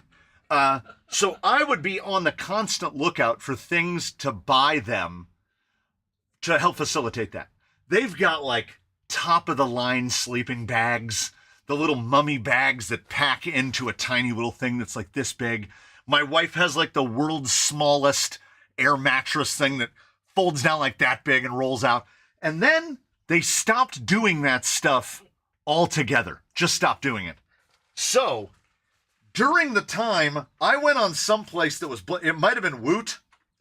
When summer comes, guys, Camelback Spire 22 liter with the 3-liter bladder in it. Oh, I'm ready. Do you think I'm not ready for summer? Look at the airbag in there so that you don't get the sweaty bag. Has this ever been worn? Guys, the tags have never been taken off. This has been stuffed in the cabinet with my cycling clothing for like 5 or 6 years. I'm ready. I am ready for trailing. And I can put a bunch of crap in this. I can't wait. I bought this for somebody else, and it's mine now. Now that I'm looking at it, there's some sort of semi-rigid frame in this. I wonder, can we attach the controller to this somehow? It's even got little anodized aluminum dinguses on the ends of the zippers. I've never even unzipped this thing. It's really big. Oh, there's more zippers. Yeah, camping is still evil. Don't do it. But trailing, 100%. I don't even know what these cost. I probably bought it on clearance. And then the Camelback Lipo Hauler 9000. Yes. There are 4 more hydration vests in there. And I know mountain bikers use them. I tried using a little low profile one when I was riding my bike when I'd go out on like fire roads and stuff. I just can't do it. I'm a water bottle guy. I'm a unzipping sound. Oh, it's really big. I did say that. I used to wear one while on the ATV filled with half ice and what you would drink, keep my back cool all day. Yeah. Where do you hook up the catheter? I'm a dude. Catheter? Just let it fly. That's why there's bushes. That's what the bushes are for. Or trees. Or just dirt. Who cares? Just turn around and go. Wherever you're at. That's the beauty of it. So, I love that we've made it in this far, and I've done nothing productive. I'm not. There is zero hint of sarcasm in that. I genuinely mean it. You sound like my wife. Camping is crazy. Let's go shopping. Yes. Oh wait. Okay. It almost split off. I'd have 1,000 terabytes of data if I did. Yeah. I don't even keep footage after it's in the final video. I keep them for 7 days because I'm usually on a cycle where I'm usually about 5 days out, right? So if it's filmed on Monday, that would be the video for, say, like Saturday. So I'm generally a little bit ahead. I keep them until they go live, and then it's gone. I have no place to archive anything. Do you think that kinetic recovery straps and winches are cool or lame? I think they're cool.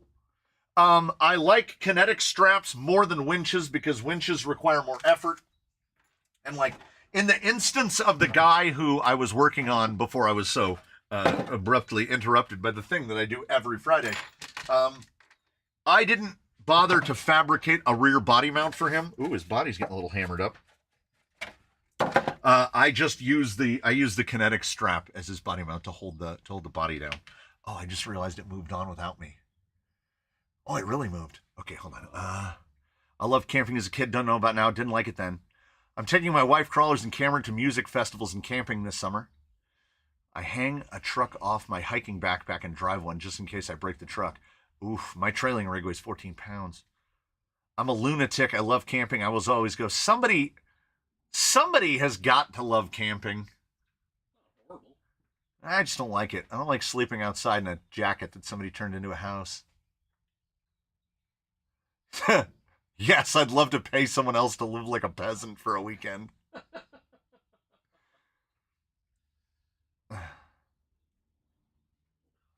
Any opinion on the Losi sprint car? They had me in the first part, and then they lost me at the 1.7, 2.2 staggered mini wheel. Like, you know what we needed? You know what we were all desperately thinking about? Boy, I'd really love another tire protocol. Another size of rim for another size of tire. So if you bought a Losi Sprint, I guess you're running those tires. Now, if some place started up a race series that was Losi Sprints, I'm all for it. There's nowhere local to here to run a sprint car, whether it be on dirt or on pavement.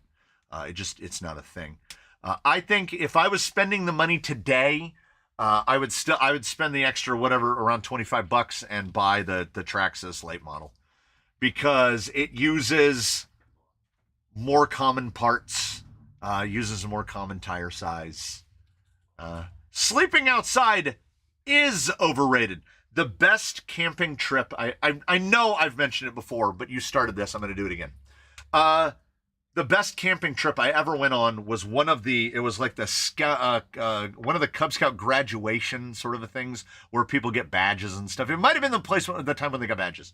It was very local to us at Yucaipa Regional Park, and there were big tents. The boys slept in like big like communal tents on cots and everything, and everybody was setting up all their stuff. And because that's about 25 minutes away from where we live, I was there with the wife. We got there with the kids, showed up, did all the setup, helped do the other setup, did all the events.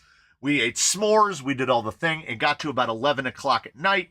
The kids are already asleep. The wife's ready to go to bed. I was like, I'll see you in the morning. I got in the car. I drove home. I took a shower. I slept in my bed. I got up at a nice early hour. I drove over there. I parked the car. I was the first person ready to start the prep for the next day, and everybody else looked like they'd gotten hit with a sack of oranges.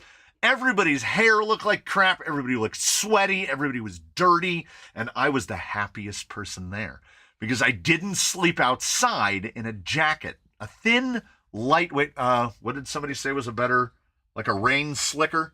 A rain slicker that somebody turned into a house? Yeah, like a windbreaker, an unlined windbreaker masquerading as a house. So it was great. And then I helped clean and pack everything up, and everyone was just so tired all day. And I was not, because I took a hot water shower, and slept in a house. And my wife did one with the Boy Scouts where they went to Four Corners and they went through Iowa and they did all of this stuff. Not Iowa. Arizona, Idaho, New Mexico, Nevada? Nevada? They went all the way to Utah in that one, right? And my wife didn't get at one stretch. My wife didn't get to take a shower for 5 days, and she was like, "We finally got to a place that had like the coin operated showers, and we just walked away from the car and just directly into the thing and just got into the shower." Yeah, it I don't know, like people do the like they do the hikes on like Pacific, what is it, the Pacific Coast Trail and that Appalachian Trail and stuff. I think you got to be built to do it, and I am not built to do it at all. Nothing wrong with that. Any good ideas for a crawler rally? Ooh. Like, well, what you're going to need is a place to do it. Like, if you have like a nature walk type area, you just do loops. Like that. What's that race? What's that ultra endurance ultra marathon? The Barkley ultra marathon, where it has no fixed length and you just have to do a lap, and it's whoever doesn't quit. Just do that. An endurance race, but with toy cars, until people quit. That's because when it stops being fun, you stop doing it. You have to love nature. I love nature. I just want to keep my nature independent. I want to stay out of the nature. I want to be in the nature in the daytime. And then I want to sleep in a bed. And then people are like, well, what about glamping? And I'm like, that's a made-up word. Okay? If you're in an RV, it's still not like being in a house. It still sucks a little bit. But it doesn't suck nearly as bad as all the people that are suffering intensely.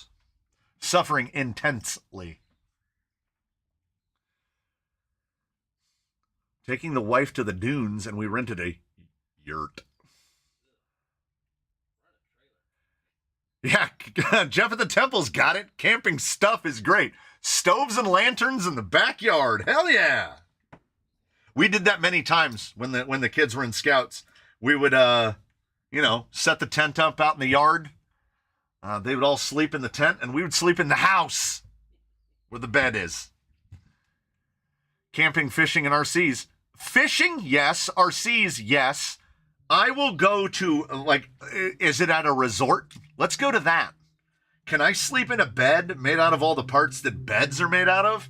Because if so, I'm on board. It's the sleeping on the ground, and I have another excuse if I haven't made enough. I am over 6 feet tall. You know that tent that says it's a 3-man tent? I don't fit in that by myself. That ain't no 3-man tent. Anybody? I know a couple of you. There's a couple of you 6'4s in here. How many of the 6'4 guys like tents? How do you feel about tents, where your head is pressed against the windbreaker of one side, and your feet are pressed against the windbreaker of the other side, and a sleeping human body will not allow this to happen. It will fold you up into an accordion shape, and then you'll wake up and feel as if someone beat you while you slept. I have never awakened from camping and not hoped for death.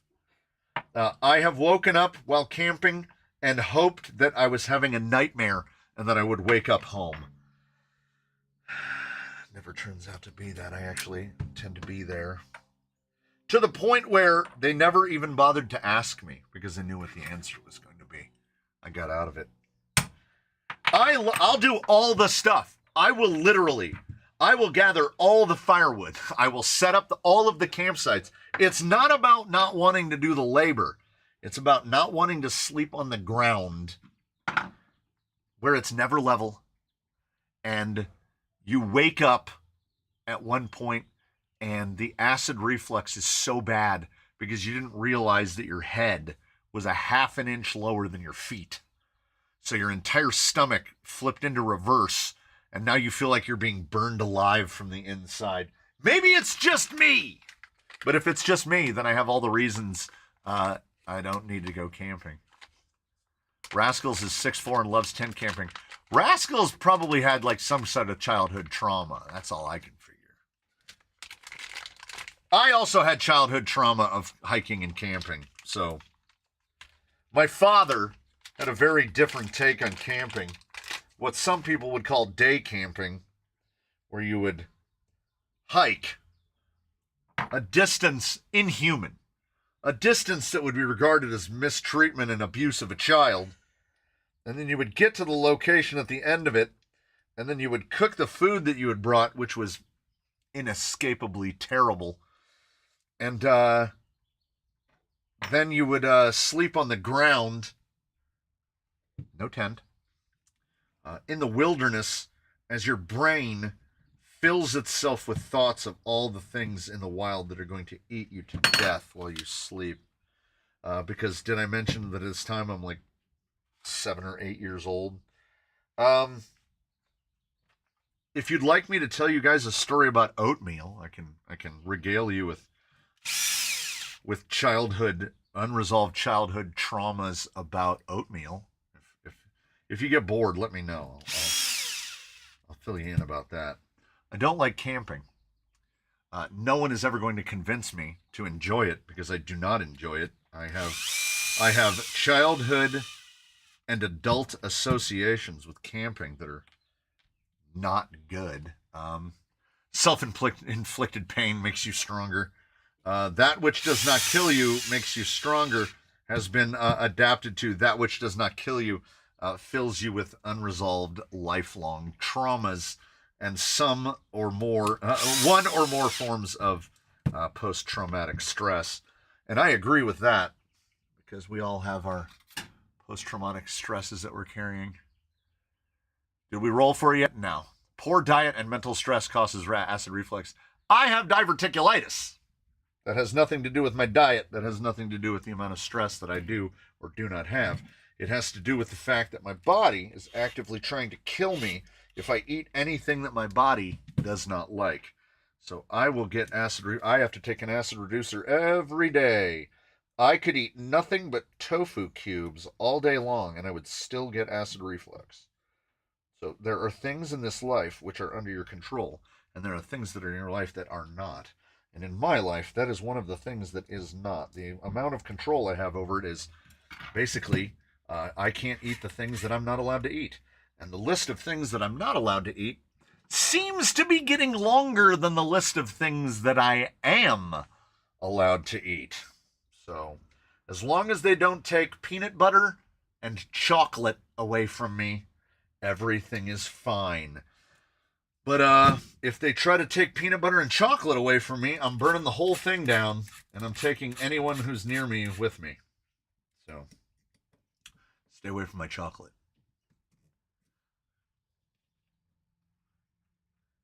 It's time when the cuckoo is cuckooing 1417. That is correct. That is correct. There's going to be a sequel to Nobody. I'd watch that. My wife, Nobody is one of the movies my wife puts on to help her sleep at night. Take that as you will. Now my buddy has a log cabin in the forest, so we don't camp anymore. That's doing it right. Would love to know what the bottom blue color is called. If Curtis Knudsen was here, he could tell you. He painted it right before my very eyes, but I have no recollection of what color it is. He uses all Tamiya, so it's either a PS, a TS, or an AS. It's one of the Tamiya colors. I don't know which one it is. My buddy forgot to crack open his SpaghettiOs before putting in the fire, and it exploded on him. Awesome. Camping for me was always the thing you had to do because you wanted to spend more than one day doing the activity you were going to the place to do. Yeah, but you can do that in a hotel. Hotels are awesome. Robert Simpson, again, I got another brother in the chat. Going camping just for the sake of going camping seems weird to me. 100%. I've had to add several supplements to my diet because of how my body reacts to food now. Another kindred spirit in the chat right there. Yes. Diverticulitis is not a crime. You know what I did to get it? Nothing. In her kind-hearted way, the tiny doctor said, everybody gets it eventually. And I was like, was I supposed to get it at 40? And she was like, no, that's pretty early onset. And I said, it's what they'd call chronic, right? It means I'm never getting rid of it. She's all, yeah. And she gave me the little pamphlet that says, here's what you can never eat again as long as you live. And the top thing on the list was carbonated beverages. So all you beer boys out there, you better hope you don't get diverticulitis, because your bubbles are the first thing to go.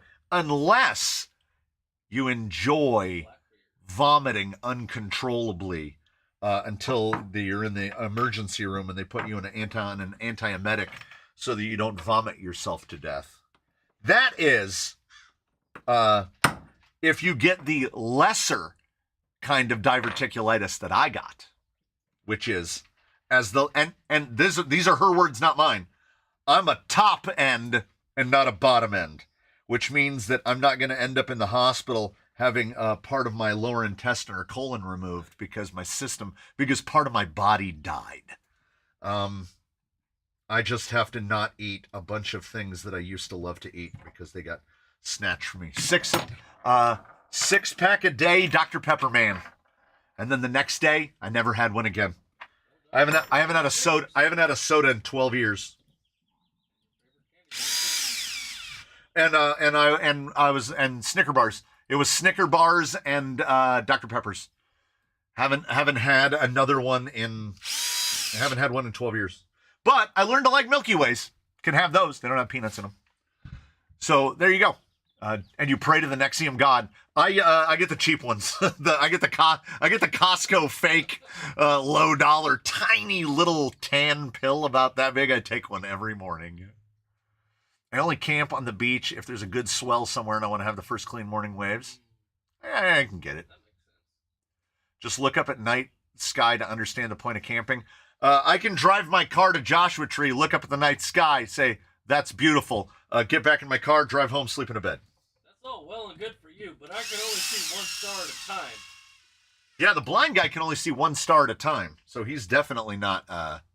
No chilies. I can have chili, but with no beans. I ate, as a matter of fact, Twice. I ate chili twice yesterday. SoCal locals will know. I went to the lunch at The Hat, and then for dinner I had chili cheese tots from the bakers. I had a real balanced diet yesterday. If by balanced you mean mostly potatoes and chili. Just drop me in there too. Also, I feel it necessary to point out, and if there are any Texans, the Texans should agree, chili doesn't have beans in it. Or it shouldn't. If you're making chili with beans in it, it's something else. No beans. Ask me, with the diverticulitis, ask me what I miss the most. It's beans! It's beans! God, I miss beans! Oh my God, refried beans? A bean and cheese burrito is amazing. I can never have one again as long as I live. You just have to pull all the skins out. No, I can't even have refried beans. Oh, you can't have the insides? Nope. It's the gas. I can't have anything that makes excess gas. I just thought you weren't allowed to have the coating of the... Oh, if it's whole beans, I might as well just eat hand grenades. Yeah. Like they will blow me apart from the inside. Meat and taters sounds like a balanced meal. It is a balanced meal. I four-linked my Gold Rush in the front, and my passenger upper link hits the motor plate. Get yourself a high clearance link and turn it on the side. And then it just dodges it. You should have no clearance issues on the other side. And if you do, like if you have no clearance over here, then you're fine. So if this is the one you have an issue with, just put a high clearance link on the front. Like it pulls it way away from the plate. Del Taco combo. Type 2 diabetic here. You get used to the nerve pain.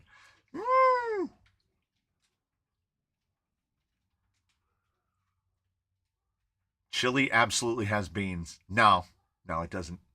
No. Why do you think the cans say chili with beans? I would ask Siri, but she's wrong all the time.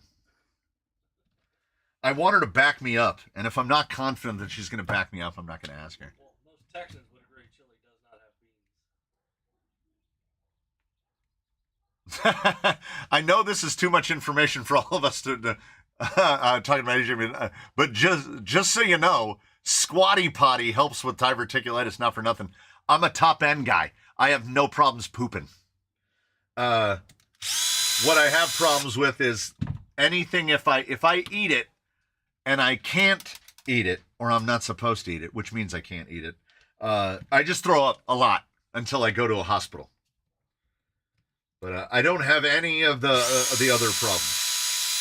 Thank God. If I was the other kind of diverticulitis, I would have probably eaten myself to death by refusing to obey. Have you gotten over to the new Costco yet? I did my first shopping trip to the local Costco, and let me tell you something. It was transcendent. It's clean. The food court is inside, so there's not a line with 70 people in it. It's so good. It's big. They have pretty much the exact same stuff that every Costco has, but they have a little bit of stuff that they don't have at other Costco's. Free samples everywhere. Once those free sample hander outers are gone, there'll be even less people. Because I've watched a person physically push another person out of the way to get a scrap of something that they have no intention of buying. People will trod upon their fellow man simply to get a free anything. I was going to say chicken popper of some kind, but it doesn't even, it makes no matter what the thing is. It's shameful. And I get to watch it every morning as I unwillingly drive my kid to trade school over the same roads that I have to drive every day. And I can feel it in a Phil Collinsy way. I can feel that guy in the car next to me. I can feel that he's waiting for the right moment to cut my ass off because he can't wait and be one car back. He's got to swoop at the last second. So you know what I do? She's right there. Just let him go. Let him go with the knowledge that the universe is never going to do anything to balance it out. But with this tiny hope that maybe it will. Maybe that guy'll get what's coming to him. I was at that very trip to Costco, and they did it absolutely right. You come out of the cashier lanes, right on the other side of it is the food court. Right? There's the windows. So you're not intending to go there, and then you go, well, the food's right there. I might as well just get some food while I'm there. So you pay at the little kiosk, Costco style, and then you have your receipt, and you just take your receipt to the window, and they give you your chow. And I'm walking towards the window, and a lady, quick steps. I call it the quick step, where they add a step. Here is their normal gate, and they get a little whoop, one of those, so they can get in front of you in the line for the food that everyone has already paid for. And then, in this particular instance, the universe saw it and it shone down a beam upon me because they couldn't help that lady at that window. And she ended up behind me anyway. Ha ha! That's what you get for quick stepping me. Rarely happens. But when it does, you have to enjoy it as much as you can. Oh, Robert Junland. Sweden? Sweden. Going to bed. Oh, yeah, because they haven't sprung forward yet. Wait, that makes it earlier. I don't know what time it is anywhere but here. I don't know what time it is here. I haven't heard 17 after the hour, so 2 o'clock. It's 2 o'clock. That was a rhetorical question. You need to start taking names, sir. Oh, no, I've only seen like 3 people like mention it. Okay, here's what I'm going to do. Uh-oh. Oh, they're all still there. Okay. Here's what I'm going to do. Let me see if I can make this any bigger. It's what? Command plus? Command minus? What? Command minus makes it bigger? Oh, because it's only shrinking the window with the names in it. I can't make the wheel any bigger. Can I? Nope, I can't make the wheel any bigger. Huh. All right. Okay. Well, they're not spinning. So here's what we're going to do. I'm tinkering over here for a minute. Wait, let me see. Why doesn't he drive himself? Because this is the state of California, and to add the kid to the insurance would cost more than all of our cars and all of our insurance currently combined. It would effectively double our household cost for that. So I will just drive them myself. They'd knock you down for a quarter of a veggie roll. People have already answered the external BEC thing. Okay. Always fun to watch the stream and hear the random rant. Bedtime is at 2200 and got to be ready to go at 0400. Gross. 0400 is gross. I want to know, when will the Canyon boss lady get an RC trail rig? You must have missed the very beginning because I've started building it in my head. Yes, she's getting a TRX4 G-Wagon. What are you doing in the Gold Rush? I put weights on the front. I am changing the shocks, and I'm going to, I'm changing, I shouldn't have bolted that shock on. I'm a duty head. I need to change all 4 rear links. That's what I'm doing. Yeah, that's crazy insurance. Welcome to California. And it just keeps getting more expensive every year. The people get older. The cars get older. We never get in any accidents. The insurance costs more. It's great. It's a great system. It's a great system. And because we live in California, you have to operate from a position of, I'm just thankful that they haven't canceled us for a random reason. Yeah, $4,500 a year to have my 20-year-old on my insurance. There you go, Bill. Me and Bill Truitt, we live in the same lives. We do not live that far apart. We are living the same California lives. Only I think he lives in an area where he doesn't have to worry about his fire insurance dropping him. Whereas we are under the constant threat of that specter. Anyone have any straight axle transmission advice for a TRX4 frame? Evan Jordan, yes. Don't do it. You can buy a plate. Is it in the works, RC? It's on the other computer. There's a place that will sell you a 3D printed skid that just allows you to mount a 3-gear in it. And if you do that, you can mount absolutely any gearbox that you want. I did it by making 2 rail converters to put a regular element skid into a TRX4 frame. If you have the ability to fabricate, if you own a table saw and a drill press, you can make 2 adapters and mount whatever gearbox you want. RC Addicts. Ben Webby's got your back.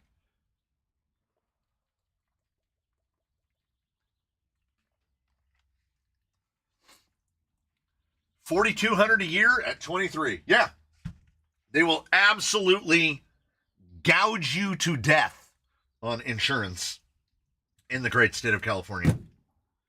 They are still operating under the thing where teenage girls pay less than teenage boys because they're so much safer. That's not a thing, I would like to point out.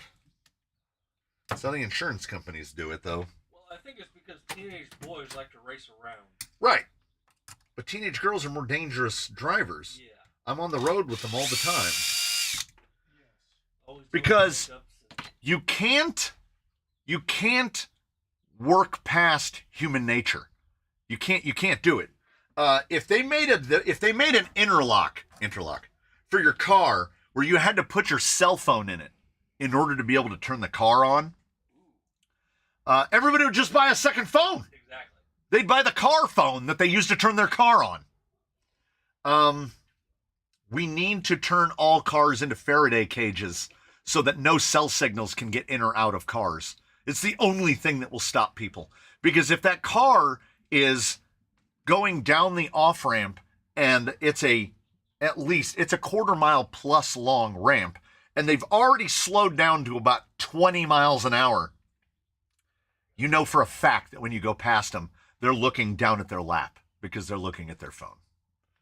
And that's not just teenage girls. Sometimes I feel like it's everybody in the whole state. Nothing like doing makeup and driving. Yeah. Do you know if the ring and pinion from an AR-45 will fit an AR-60? No, AR-60 has a completely different gear. In the UK, the bigger the engine, the more use pay. God, I wish they would do that here. We need a K-car program here.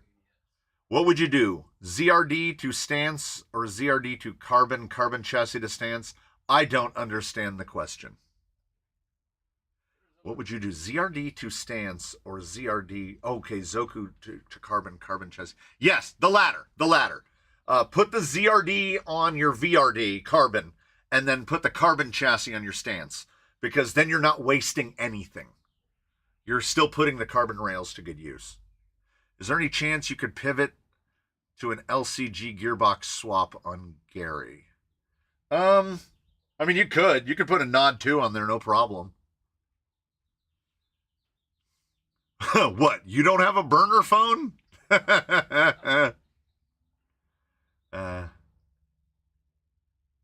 They could shut the phone off after 5 miles an hour. Oh. I've seen a woman shaving her legs while driving. Was the winch that went on Bruce the one I sent in? No, that one is on the emo. That winch is on the emo because when it got here, I was like, that winch is enormous. And it went right on the front of the emo. And then Faith Goodwin sent one in, and that's the one that's on Bruce. I think they're the same size.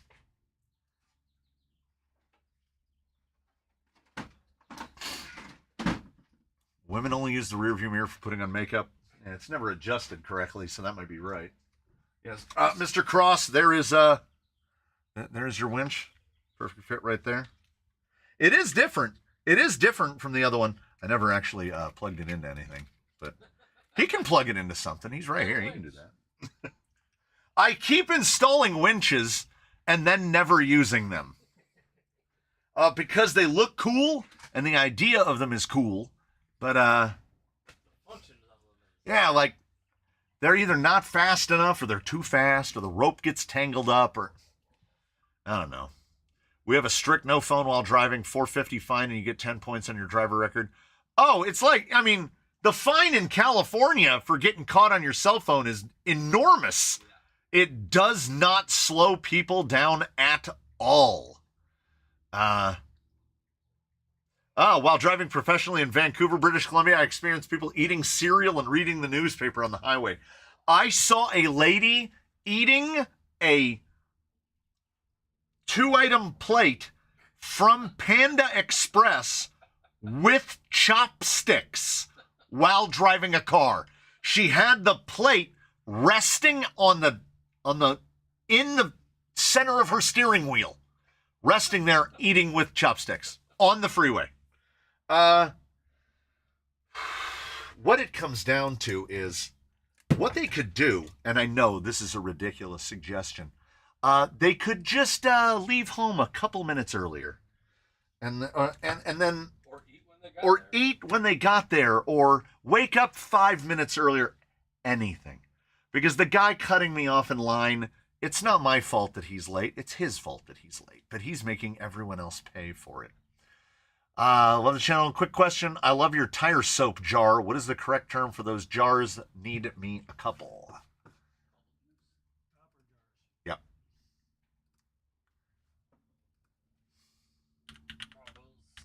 Oh, damn. I can find the exact ones that I bought though.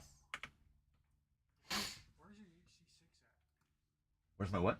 Where's the HC6 at? All the way up on the top above the 3D printers. Get link. Now, I'm still not logged in, but I should be able to post this.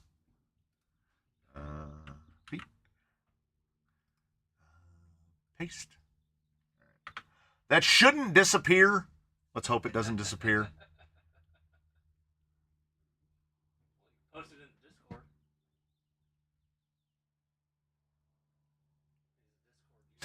I saw a guy doing actual legal work in a binder one time while driving. Reading glasses, pencil, and a calculator. Yeah. Maybe if you're in traffic, but not driving. If you weren't supposed to eat while driving, you wouldn't have knees.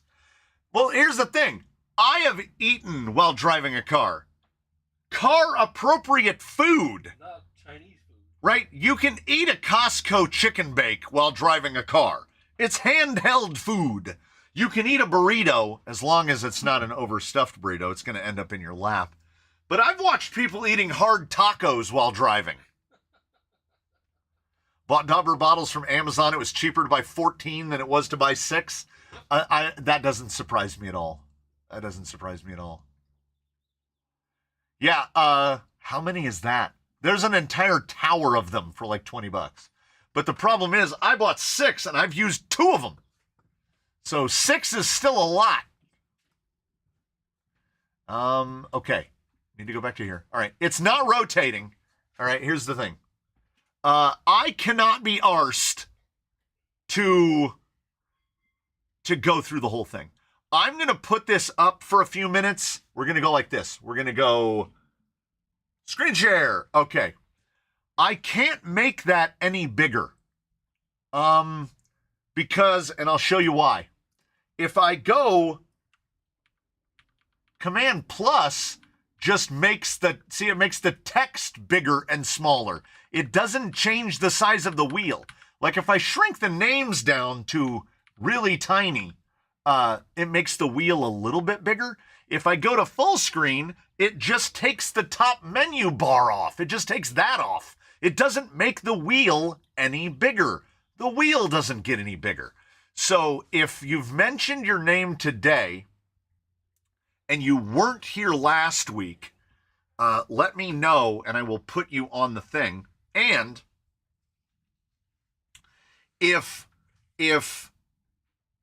a name comes up and they're not here, we're just going to spin it again. Because I don't feel like doing a bunch of typing right now. Yeah, 3 minutes. I mean, usually I give people more time, but What, 5 minutes? Yeah, everybody that was on here last week is still on there. No, I meant to claim it. He says closed. Okay, I'll close my tabs. I don't care.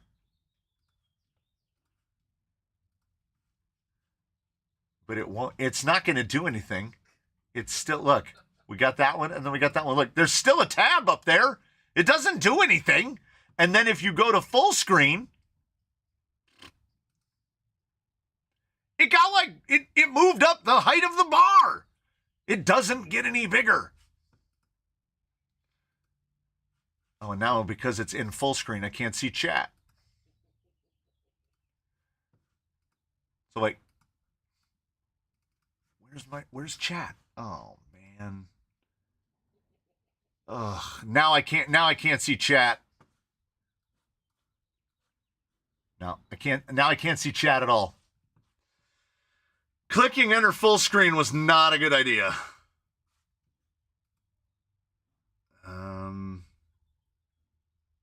See, multi-view window. I can't see chat at all. I will try turning chat off and then back on. There, we got chat back. All right. All right. I can zoom in on mobile so someone check for me, plays. Yeah, if you were here last week, it's on here. It's on here. The tab went away. It got that much smaller. Is Sam Stevens on there? I will go to. I need to get it a little bigger so I can read it. Should be. Name sounds familiar.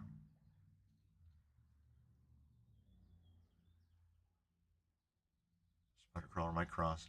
Mike Cross said he was leaving for food or other things. Vegas Steve, Moose Moss Swampers, Mark Stevens, Sam Stevens. I think he asked last week if he was on there. Yeah, you're on there.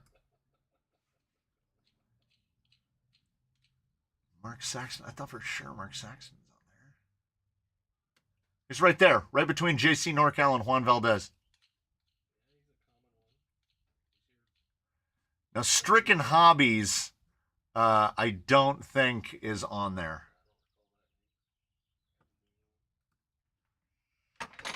Stricken Hobbies. And then what was the other guy? Rick's RC Crawlers. I don't remember that one either. That would look pretty long. I think I'd be able to see that one. Rick's RC Crawlers. Misspelled? Yes. And, all right. Wheel looks plenty big on my 80-inch Sony. Yeah, I'd be able to read it. I'd be able to read it from here. Hope I'm on it, not sure. MKRC Builds.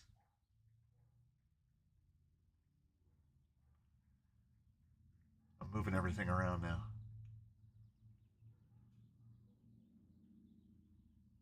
I don't see it. RC Crawling Addict says, don't put me on there, but your name is Gray. So, wait, RC Jeep guy's on there? Where?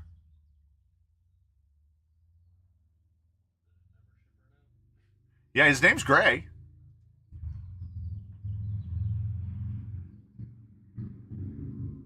I can't find it, though. This is like the world's worst word search. All right, if it shows up, I'll just skip that one. Control F and type in the name. Should work. It has that? I'll try it.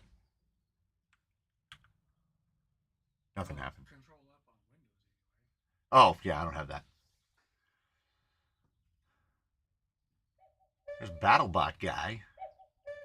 I'm looking for ones that end in guy. There's the chime. I guess we're gonna have to go a minute or two late. I'm still trying to sort this out. We're right back to where we started. The Discord thing worked, and then of course it didn't work. Because here I am again, struggling with chat and hating it.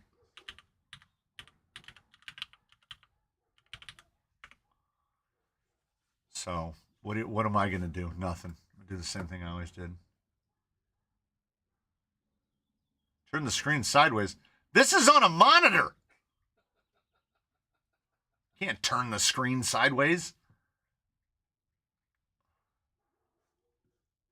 You can sort your list alphabetically. Can I? I can. Hey! Oh. Yeah. Did that move? Shuffle? Oh, okay. Got it. Good. Good. Hey, who said that? You said Stunod. Solid. Solid. Okay. Oh, that makes it a lot easier to sort. And RC Jeep guy is not on there.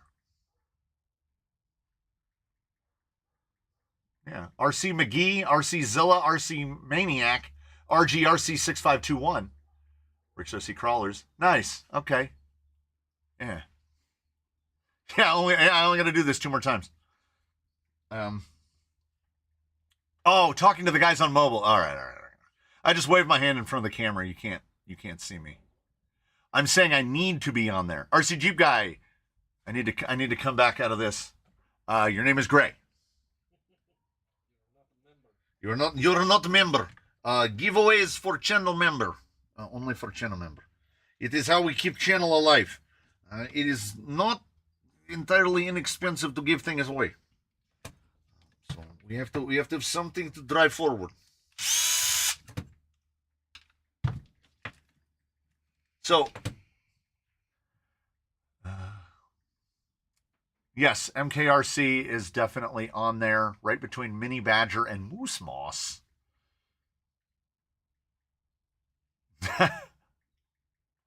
I didn't see RCRC's suggestion to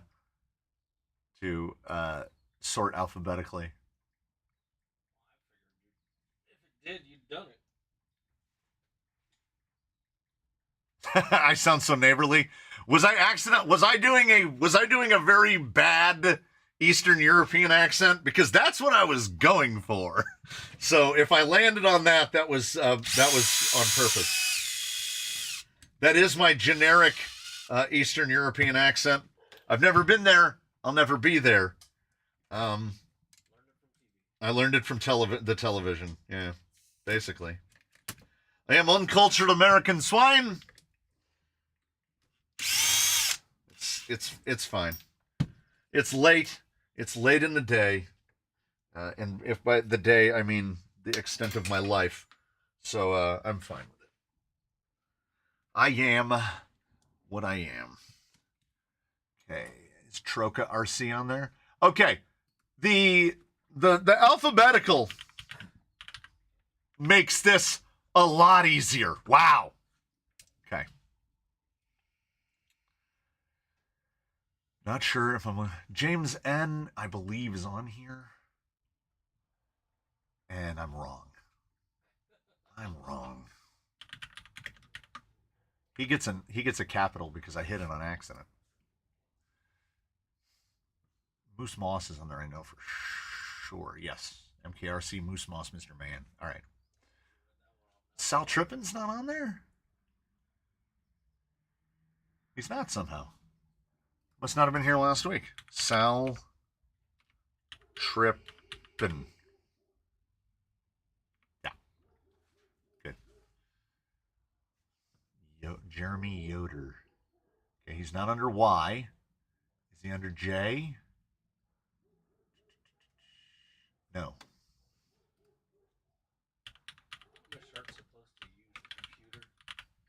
What's that? The Amish aren't supposed to use the computer. Right? Okay, I resorted alphabetically again, so I keep losing them. Yes, Discord was instituted for a reason. It apparently it did not work because here I am again. Cross Keys Crawlers is definitely on there. Yeah, there's 88 people on there. I want my bird.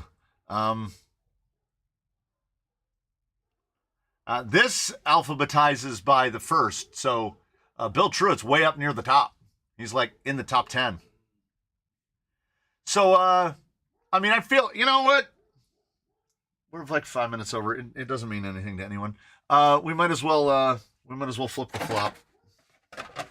I'll move this slightly out of the way. Oh, so that's too much droop. It's too much droop. Slide this pile of stuff over out of the way. I'll figure out how to put him together. We're going to do that thing.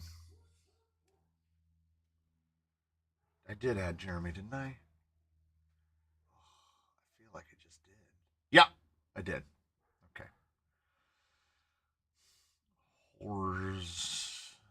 Yep. Horse alone. Yeah. I don't know if that's right. Okay, Scuba Steve just joined. Scuba Steve is not on the list. We will assume that means that Scuba Steve wants to be on the spin. I'm green. Can I get it? It's already on there. Bam. Bam.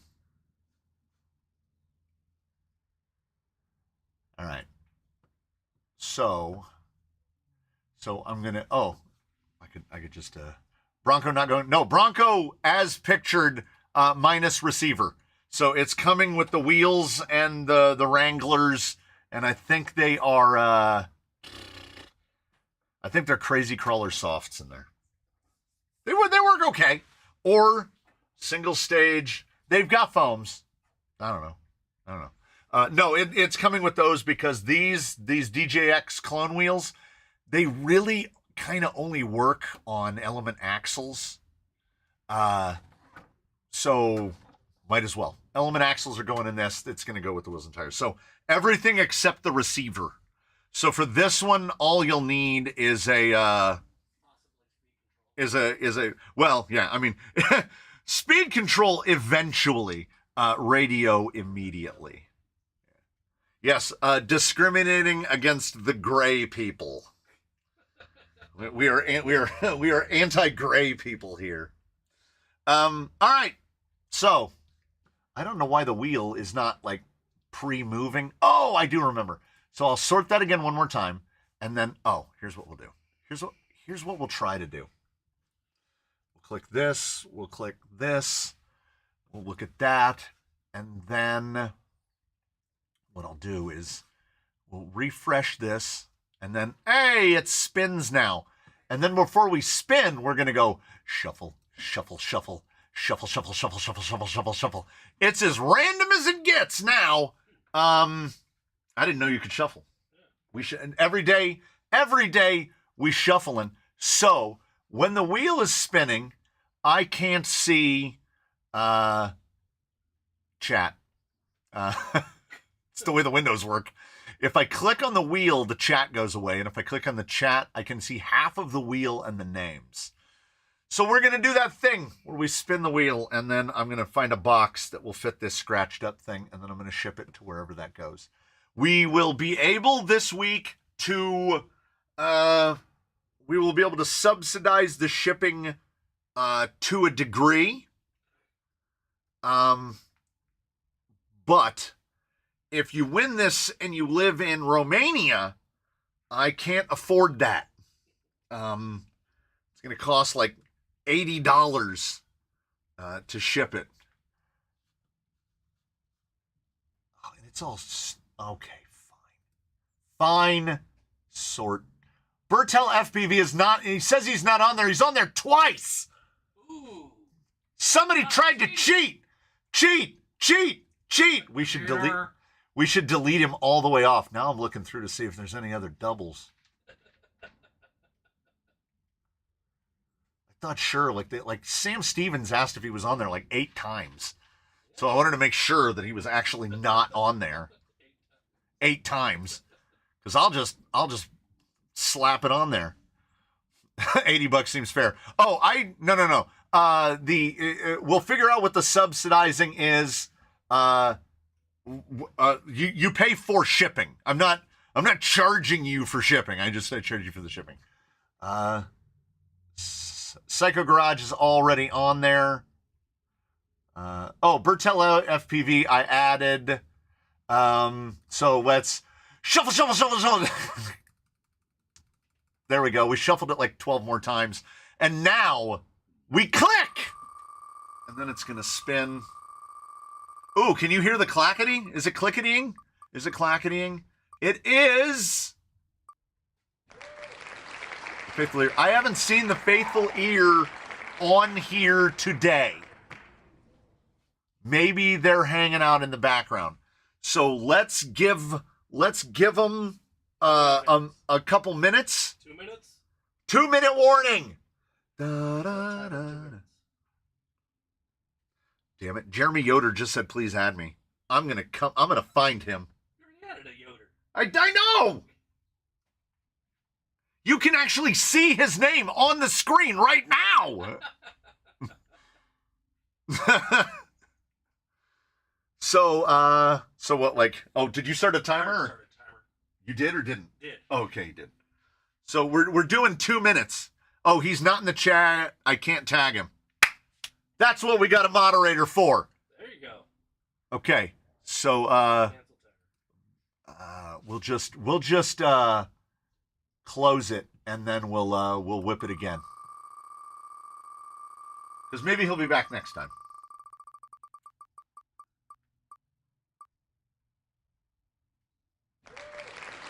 Marcus Tibbetts! 2 minutes! Go! Although, Hugo can just tell us if he's here or not. So. Could be A-OK. Away from keeping Could be AFK. AFK. He would have been that close.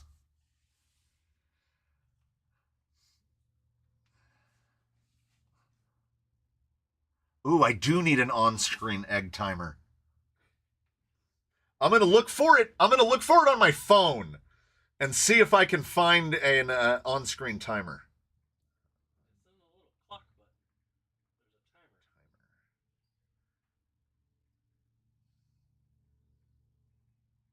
Stopwatch and alarm clock. On Mac?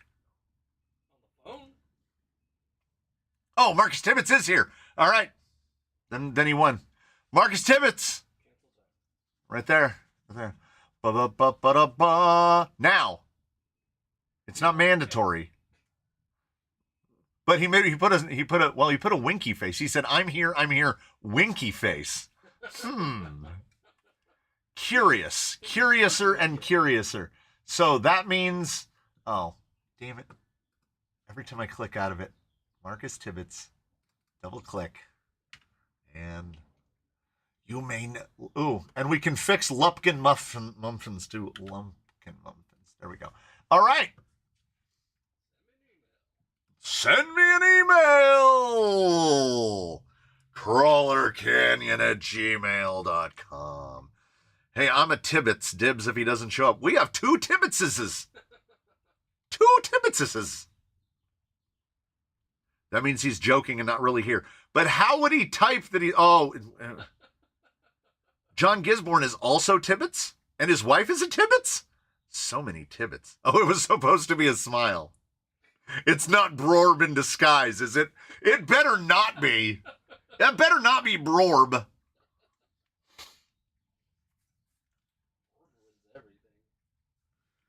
Built-in apps like the clock app on Windows. I don't give a crap about that. These AI answers, I don't like them. I don't like them. Yeah, it's kind of like the AI reviews on Amazon. They don't really tell you enough. Yeah. And because it's AI generated, you have no real certainty that it's the right answer. Like usually if something's providing you with an answer, you have some degree of confidence that, like, if you're taking it from an encyclopedia, that's probably true.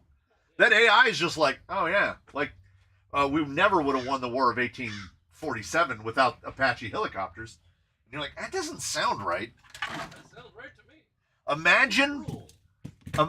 Look, look at these crafty guys.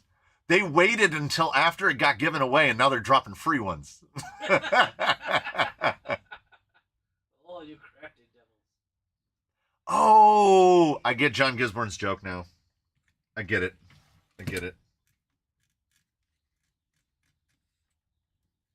Life of Brian is definitely the Monty Python movie I've seen the least number of times. I've seen it, but it's the one that I've seen the least number of times. Now, if it's Holy Grail, I've seen it probably an unhealthy amount of times. David Hiscock and Ed Scrivener, they have like a firewall that extends around the entirety of the UK. Well, are they channel things and they can't get free memberships? Like hostings? No, they say that they have it on to accept. So if we make a couple accounts and become members and we have more chances of winning, Yes. Chuck Hurley, that is absolutely correct. You can have as many channel memberships as you want. Buying a property adjacent to my house. We have 17 acres in southern Illinois. I'm pipe dreaming of an RC-themed Airbnb. Would have crawler coasters, racetrack, ramps for bashers, etc. My wife has said to me, you should build some sort of a little bunkhouse out here so people could come and stay here. And I'm like, you said it, lady. Now I might have to make it happen. Dang, that tape is doing some work. Build it and they will come. Build it and they will come. That's not always true. somebody came. That was pre-YouTube, though. That was, in fairness, that was pre-YouTube. Yeah, those guys, those couple of guys, they are artful dodgers. No pun intended. No pun intended, or all the puns intended. That was too big of a piece of tape to tape down a receiver box. Truth where truths need be told. Hugo says that if he ever visits, he's sleeping in the slots course. He's sleeping in the slot canyons. Have fun being nuzzled by ground squirrels. Yeah, you're going to have to fight off the squirrels in the night. They will try to eat you and your sleeping bag because they try to eat the golf balls. So I think they will try to eat just about anything. Plastic plants. Yeah, in between the spinning and now, DRZRC got a gifted one, and Greg Hesselton got one as well. Build a bunkhouse to garage another 100 crawlers. Hush. Shush. What have the Romans ever done for us? I don't know. Roads, aqueducts. Just starts rattling down the list. So I realized, perhaps too late, never too late, that the wheelbase is not JP Wirt's favorite number. So we're going to get that today. I have enough time. So next week, how fast? No, I'll start it on. I'll do a quick series on it. I will build the wife's G-Wagon this week, and then next week I'll build the mullet because I just remembered I need to order another stupid Tulo. That will be, much to my chagrin, 3 Tulos in a row. It came from the Workbench 48, Tulo. The giveaway for next week, Tulo. And then, because the absolute easiest way to build a mullet is an AR-44 front, TRX-4, or in this case, TRX-6 rear, and a flipped Tulo in the middle, which will alleviate a lot of problems because a Tulo facing backwards doesn't give you as many issues as a TRX, as a Tulo aiming forwards. I'm trying to think, honestly, because I don't have the gearbox in hand. Are there any other gearboxes out there with 30% underdrive in them? Like, what are the other huge underdrive, overdrive boxes? The too slow sounds too much, not worth it. It is a real pain in the ass. You have to work to the Tulo. It don't fit most things. Lolo, because Lolo is on Lolo. I'm doing the thing again. Lolo is named the way Lolo is named because Lolo is a two-low gearbox and a high-low chassis. So, low. Because the high-low has that huge, like, this chassis is unmodified. It drops way down. So all I had to do, it was simple. All I had to do was take a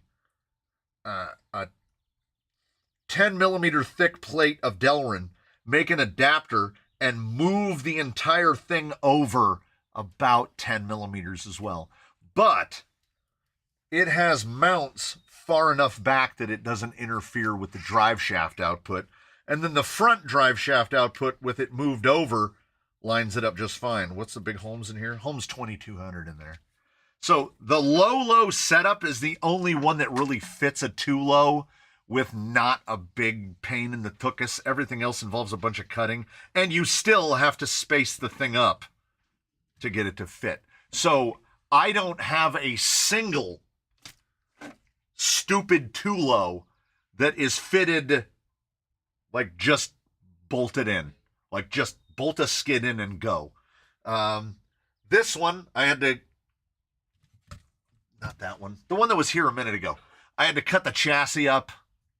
The one in Zoidberg is angled this way. It's angled on all three axes. Someone just discovered my Instagram and is liking all of my photos in sequence. So my wrist keeps vibrating. We need a Life of Brian. I would say it goes Holy Grail, Monty Python's Meaning of Life, and then Life of Brian. For me, Holy Grail is the. I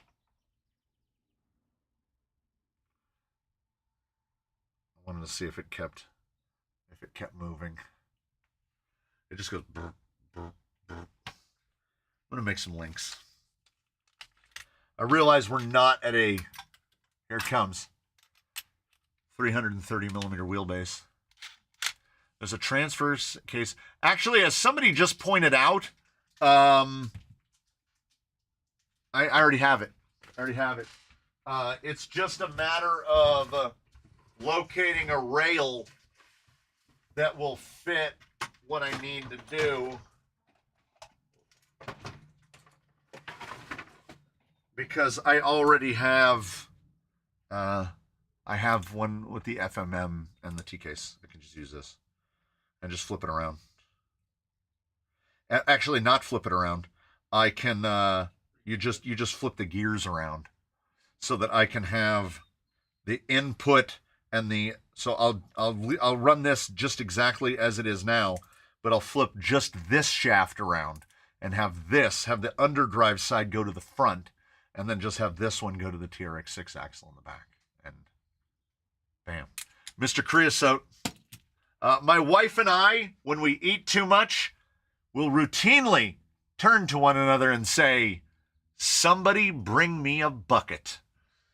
And the other one will usually put on a fairly poorly done English accent and say, hey, what for, sir?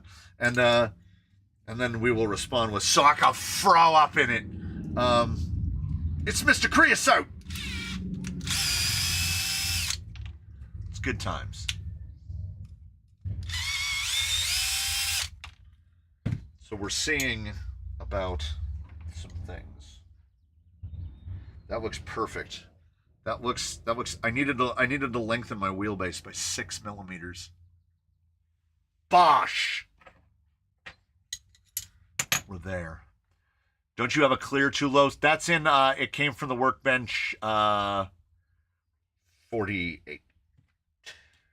That is the one that's in progress. I still need to cut rails for it. It's just a tiny little after dinner mint. It's ever so a wafer thin. It's actually a small anti-personnel mine. And he just explodes. It is ever so wafer thin.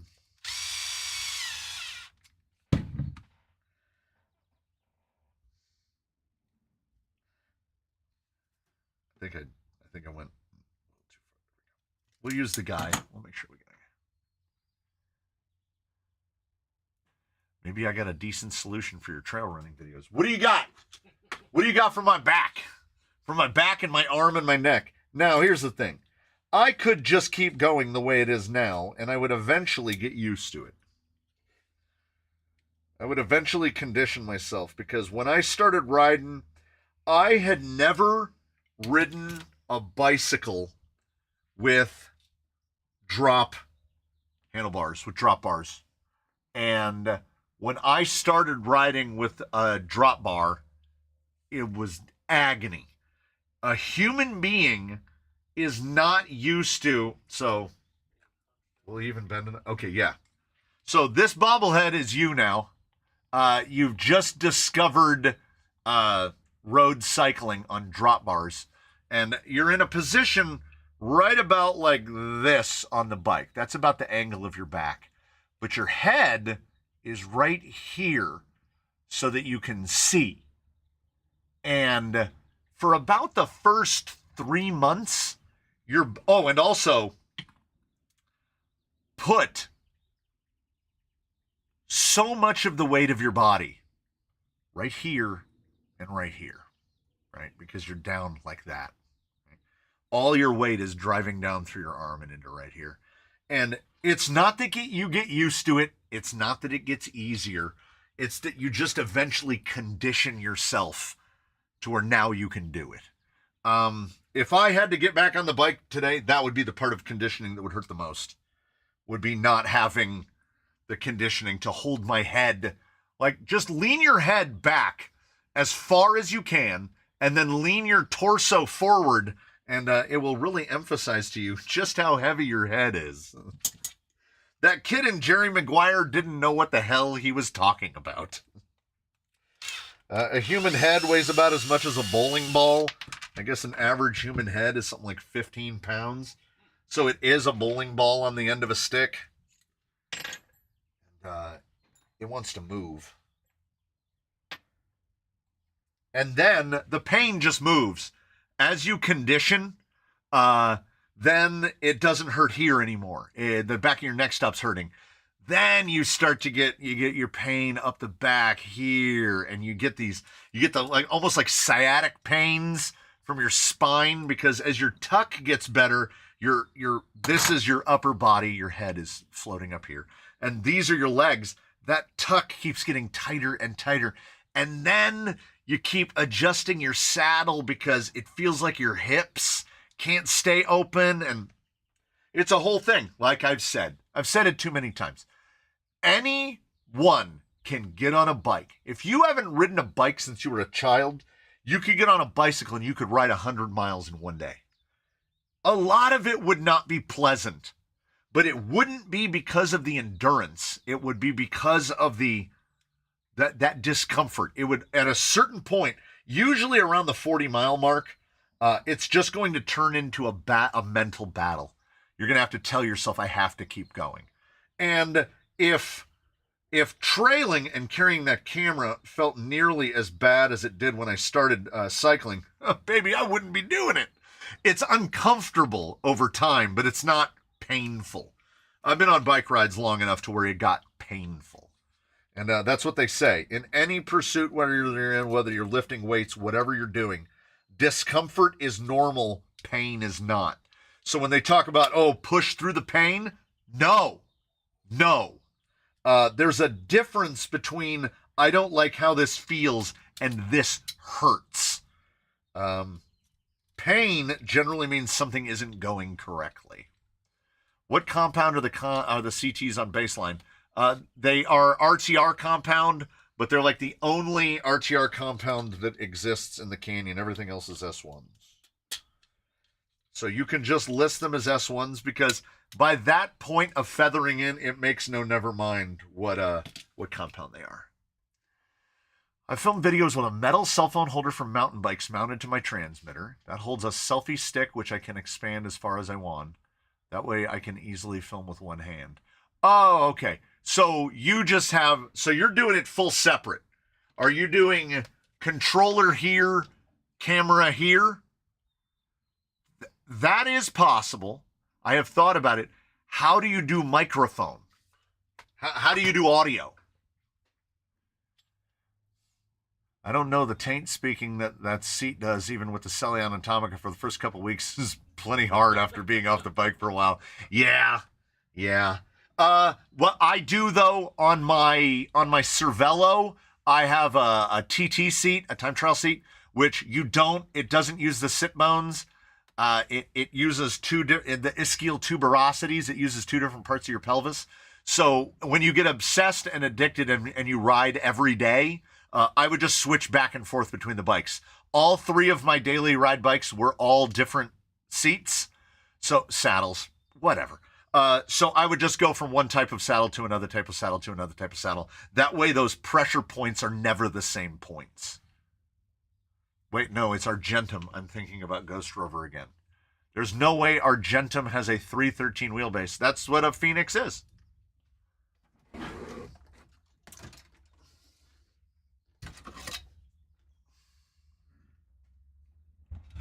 Get that right about in the center.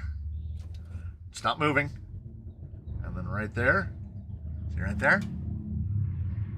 313. He has, it's a Zoku, but this is a Phoenix.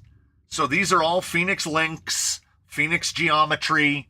This is a Phoenix, and a Phoenix is built. Here's how much a Phoenix is built for a 313 millimeter wheelbase. The tires go right up into the cage. And that's why he's a 313 millimeter wheelbase. If you push the rear axle back more, the axle would hit everything.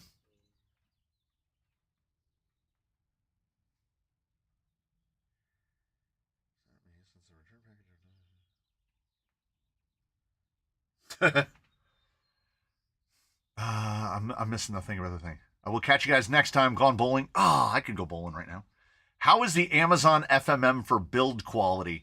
I've used 5 or 6 of these at this point. I love that on the shaft. Oh, this spur is really centric too. And it's a Delrin spur. It's not metal. Plus, they do drop the motor a little low. So in some configurations on some chassis, your upper link on this side will hit the motor mount. That said, on the shaft for the spur, there's a little round bit on there that's held in this guy, and there's 3 screws that hold that together. So even if you take the spur gear off, it doesn't fall apart. It's nice. And it is a straight-on clone of the Creeper T, uses standard 4-bolt pattern. I'm a big fan of this combo, particularly if you look at the fact that if you buy the real ones, a Creeper T is $90 and the FMM is $70. And you can usually get these on Amazon for about $30. It's all metal gears inside there. It's the Delrin spur. They're really nice. If you have a chassis that will fit it, and by fit it, all I mean is there has to be meat on the chassis big enough for these 2 screw holes. Even if you don't have something that lines up precisely, you do the old trick. You want to do the old trick? Does anybody feel like doing the old trick? I can use the Traxxas papers. What you do is you take your chassis, and then you take this guy. It's going to be really hard to do this without extra hands. And you go like this. Is it even going to mark the holes for me like I want it to? I'm getting the shape. You've all done this in school, right? Oh, there's the one hole. Okay, I almost got it to work, holding it as badly as I could. When you trace it correctly, when you do the little rubbing, you'll get the 2 marks. You just put that over your chassis and you just do your punch right through, and then you just mount this in the front. So some rails already have holes that pretty much line up with these, but some don't, and then you just drill them yourself. What's the smallest spur you can put on a VFD? I've put a 48 on there.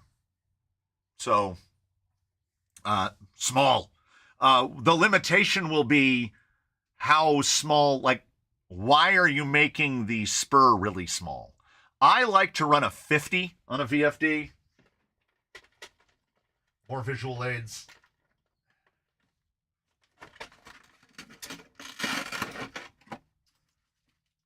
So, the FF is running a 50 with a, looks like a 12 or a 13. So you can, that's too dark. So that fits really easily, right? And that has the added benefit of it moves the outrunner up. Would you be able to see? No. Come on. There you go. It moves the outrunner up enough that you don't have to worry about rocks getting in between the outrunner and the skid and grinding it into oblivion. So yeah, you can run a 50 on a VFD, no problem. And the Kimbrough 50s bolt straight on. Did the missus also ride bike with you? She did a bit. She wasn't as obsessive about it as I was, thankfully. She had a wreck about 200 yards from the house. Her front tire went into a pothole that was like about the width of a tire and about 18 inches long. So the front of her tire went into it and her bike basically just stopped moving, and she went kind of not a full high side, but she kind of went off at about a 45-degree angle and landed on one knee. And she really kind of never, she got back on the horse, but she never really got back on the horse to the same level, if that makes sense. So now she's full-blown gym strong, and she works out in the gym 4 days a week, and she has adopted that instead, and I couldn't do that. I couldn't do that. Did I miss any? I recently bought a Hollyland Wireless Micro Pro for my iPhone. Did not try it yet. I have Hollyland Lark Max. I have that. It's just a real pain in the ass. I have to run external mic in some videos, and I do it somewhat begrudgingly. It works, but it's just another thing to import. And the little, I think it's a Joby, the little Joby shotgun mic mounted to the top works great. Very good at isolating audio. I don't have to mess with levels. It's really nice. Like I say, I'm not dead set on the camera affixing method now, but I will entertain other options. I am absolutely not ruling anything out. The thing of it is figuring out the angle for the stalk that the camera is mounted on that both maintains the balance and doesn't try to hit my leg every time I lean forward or walk. I would like it a little bit closer to the ground, but my legs are pretty long, fairly long, and I would be kicking the camera pretty regularly. Has Enjora ever contacted you? No. No, I've never heard anything from Enjora. I've heard from Mias, Radiolink, Furatech,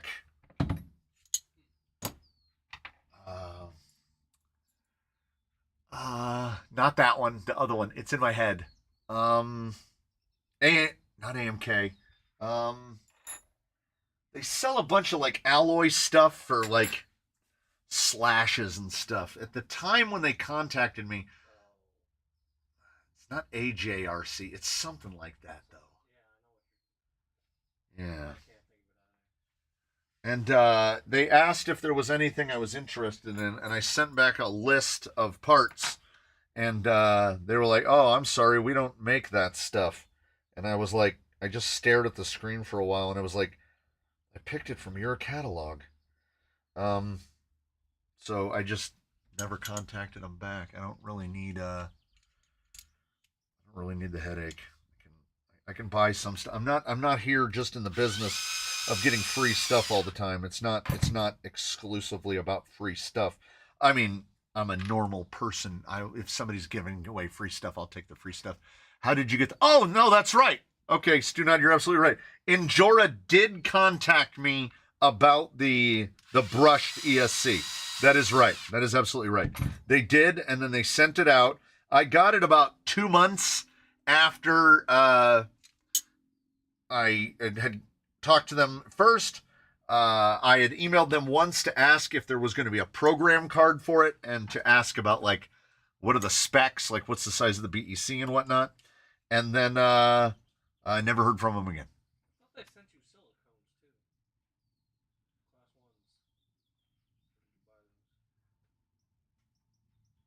Class 1s. I don't know. Maybe Enjora has contacted me more than once. Have they? Before they came out. I don't know. No, not GPM. I'd have been happy with GPM. Not STRC. It's like a GS or something. They're on Amazon. I feel like I should just go With and look. an A. It's something that starts with an A. Yeah, they're a reseller of stuff. Their stickers, when their stickers have like a gorilla on it. Somebody has bought parts from this. They also do wheels now, I think. At the time when they contacted me, they had some small amount of like TRX4 hop-ups, and like that was it. At 10K subscribers, you could reach out to them for potential builds. I don't reach out to people for builds. And I don't know why.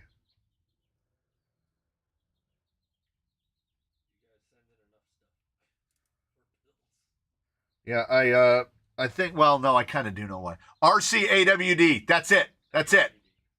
RCAWD. That is absolutely right. Yeah. That at the time when they contacted me, their selection of crawler specific stuff was basically nothing.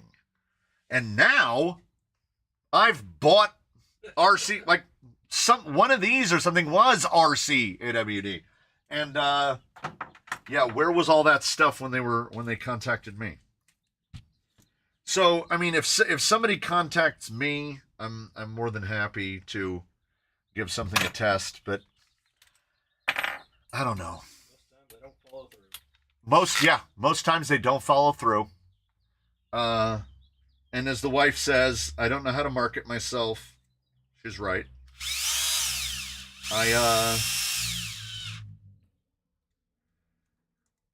She said you need to. She's like, if you want to get bigger, you have to do the stuff. Everything is awesome. You got to do the stuff to get bigger. When are you going to test the new Zupu Stencher tires? Release date 1st of April. Oh, I can't wait. You almost need an agent. I just need the ability to, I don't know, compartmentalize. I'm starting. You want to know a big part of the problem? All right, I'll tell you what it is. The harpist. Okay. Emily Hopkins, the harpist, has talked in the past repeatedly about how, she's sitting around 650,000 subs.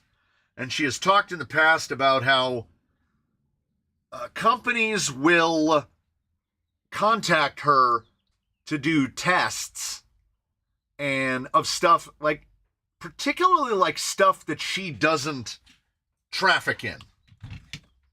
And I can relate to that one because I get requests from companies that clearly do not watch the content because the product that they want me to test is a GPS unit for ATVs, UTVs. And I'm like, another one was a company that sold basically this stuff, rock lights, light bars, but for full-size vehicles. And I'm like, you guys clearly haven't watched any of the videos. So she just turns them down. Like if she knows it's a thing that she's either not going to like or it's not something that appeals, she just turns down the offer. And I can't even claim to be anywhere near that position because nobody's asking. Nobody's asking. I would probably be like, yeah, send it down. And then I would self-sabotage because I would be too persnickety about it. Not that I've ever done that in the past. I feel, honestly, now, it's over a week since I filmed my first stuff with the Ghoulie Moo.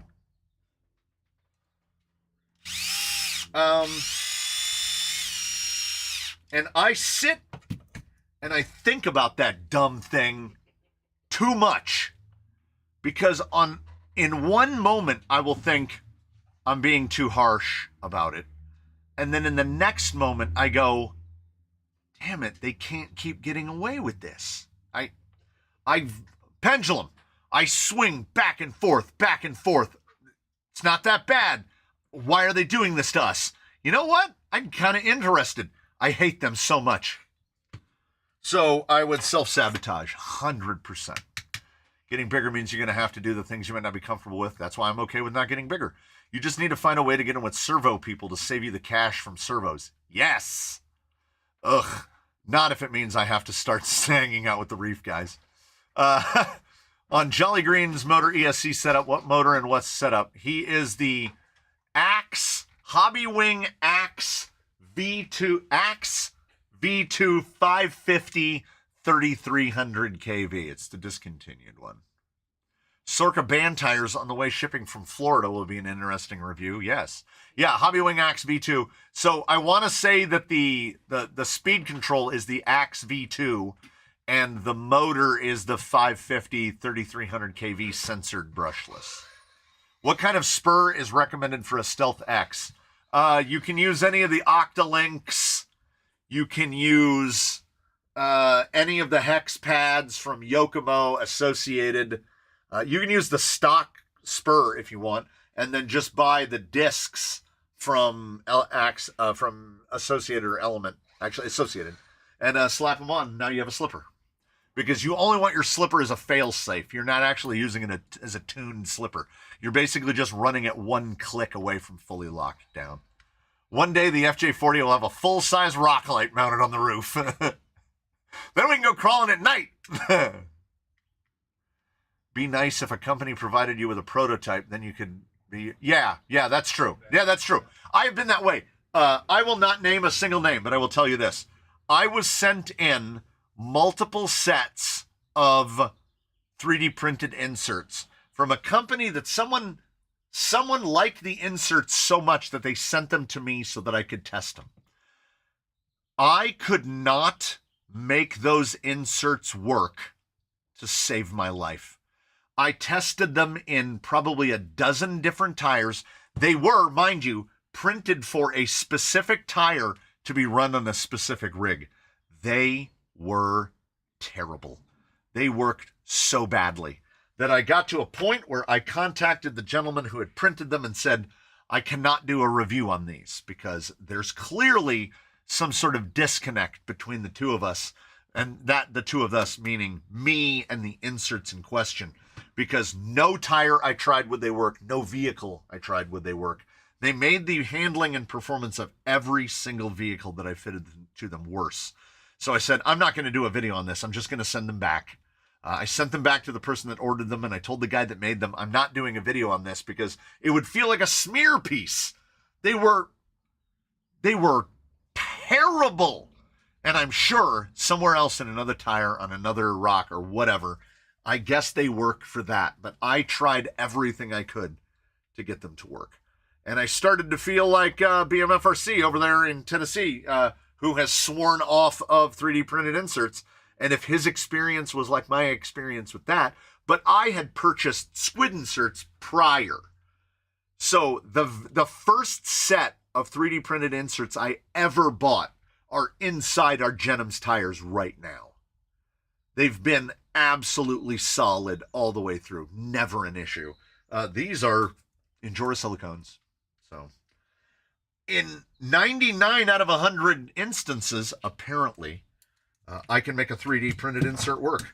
I could not make them work. So, short of just rejecting offers to test things,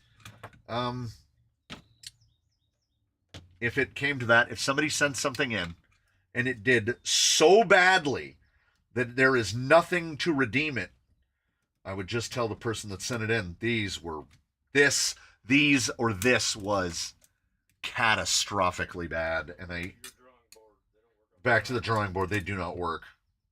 Because I make that disclaimer every time where tires like OT6 are like, they're great tires. They don't work amazing here. We're going to find out with the Wizard, because I've never gotten to try the comp specs. I don't throw that kind of money down on tires. The trail specs were decent. Pitbull makes a great tire that looks great, and they are terrible here. Terrible. The PBX AT Hardcores and the last two that I've tested are the only two that have been kind of okay here. Everybody that lives somewhere else, I think it's a humidity thing. I think that's what it is.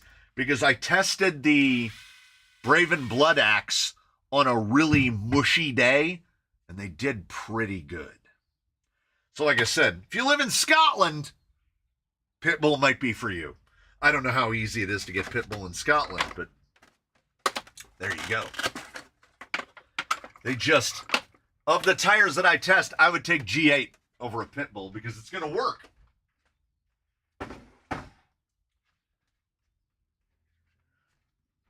Shadoo-be-doo. Anybody, I want to know what genre the Sorka band plays. I feel like a joke is coming.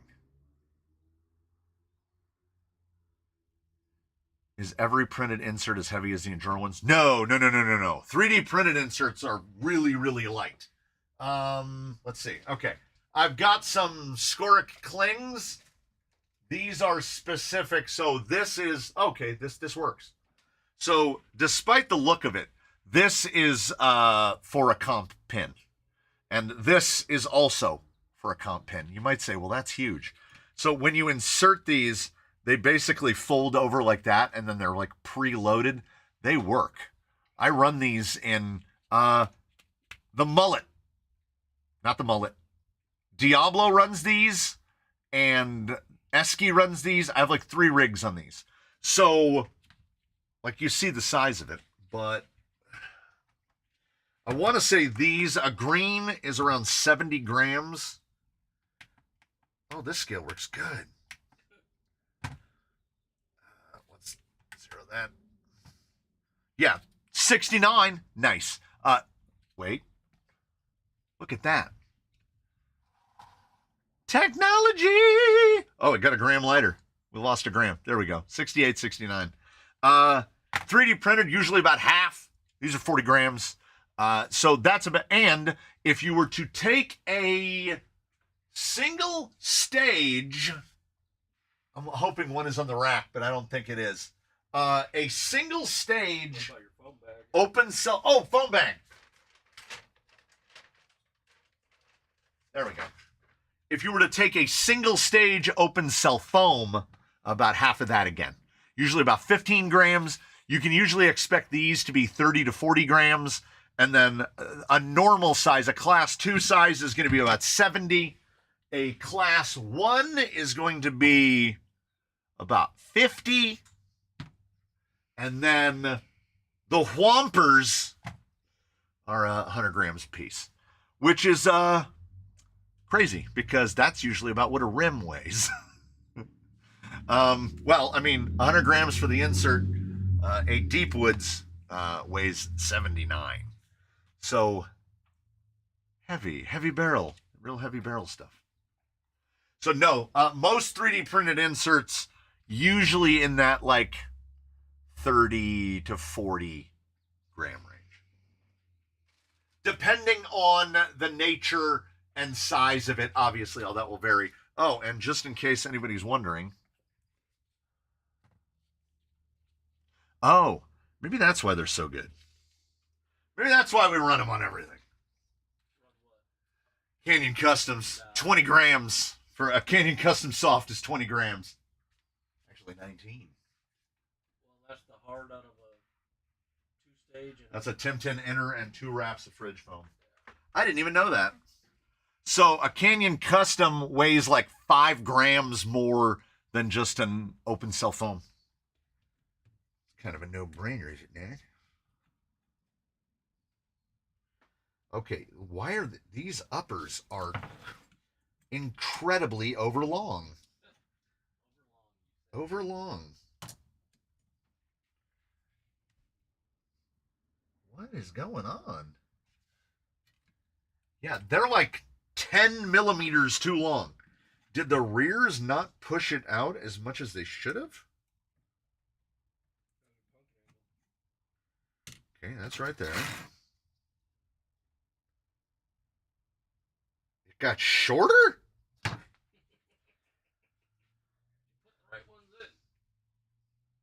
I put 6 millimeter longer links in, and the wheelbase got a couple millimeters shorter. Yeah, the 22575s are like 140 grams. That is correct. Are we getting a quick view on the BRX 70s? Yeah, I need to. He's fully set up. He is. And it, so BRX 70s now under Lord Pennaby. They are really nice. They're really nice. Crazy. I switched to TRX4 shocks because this axle was clearly designed to be leafed. So they have so much steer angle that it was putting the tire directly into the shock. I had to convert it over to tie rod in the front. There was no way it was going to run in the back. It has super. Look at that rear pinion angle. That is a superb rear pinion angle. And I only had to remake 2 links. I had to remake the front upper and the drag link. So he has not even been driven yet. He is now sitting. I put 12. One end has 12s and one end. Okay. 12 millimeter hubs in the front and 15 millimeter hubs in the rear, which makes him exactly 210 outside to outside, 210 outside to outside. On stock hubs on here, he was 190 millimeters wide. The tires were tucked all the way inside the fender. These axles are quite literally perfect for this build. That is exactly the width that I wanted him to be. And now, truth be told, now we have to do an entire build around the Diamond Pros that came off of him. Oh darn, I have to do Diamond Pros. I'm super bummed about the Diamond Pro thing. Or do you have another element that needs Diamond Pros? I honestly think, how did it get shorter? Wait, did it? What was it before? It was 324.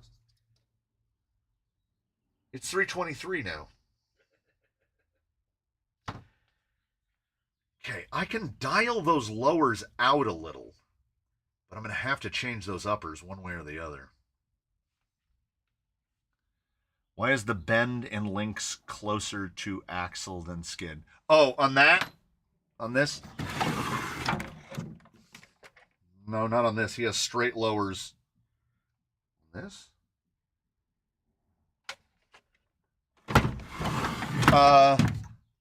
If you're talking about this, the lowers are double bend. They're double bend. So the bends are at both sides. His fronts, the bends are at the axle. I did somebody with the bend at the skid. I don't remember who. Oh, this guy. Yeah, on this guy, I'm testing out bend at the skid to see how that works. I kind of like it. It shields the pinion better, and then it gives you an earlier slide on to get past, because I'm thinking that, I don't know what I'm thinking precisely, but I've never tried running the rears flipped around, the fronts flipped around with the short arm at the back. It seems to be working. You'll see. There'll be a video and everything. We do videos around here. Oh, 318, the bird. That's the real warning. It wouldn't be a Friday without Link Olympics. Yeah. Why are Diamond Pros so good? They're just the axle housing, right? It's the shape. It's that diamond shape of the pumpkin. It doesn't catch on anything. Like I've said, the 10 Pro axle with its full modularity. If SSD made this part, just the center section in the SSD Diamond, it'd be the best axle in the world. Because, I mean, already the 10 Pro Portal has, look at the clearance. Where can I grip it from the top? Look at that down the center. It's just clean. There's just nothing there. It's good stuff. But this pumpkin shape does leave something to be desired. That rear would slide a lot better if it wasn't just the quote-unquote normal shape. We can't have everything. Can't have everything. I can't. The wife won't let him. Yeah, that's true. That's true. He is here so that the wife doesn't just, like I've said, the way that we have the cobble pot engineered internet that comes back here, she could just pull one plug in the kitchen and we're all gone. the internet would just disappear.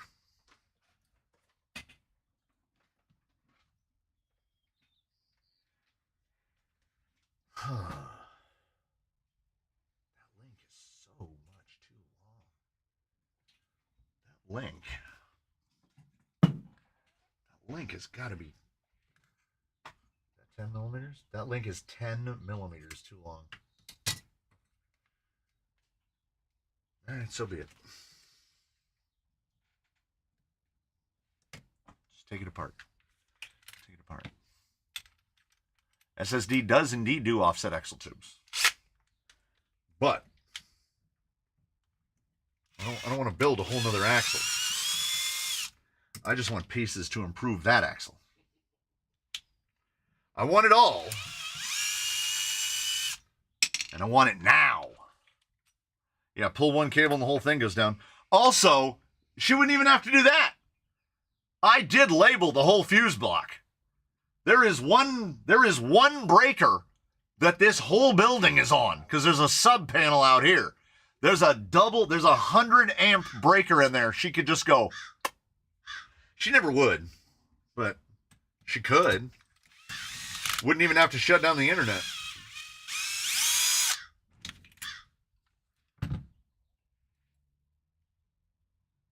Yeah, I don't get it. It was that much. Like, I feel like that link is too long now.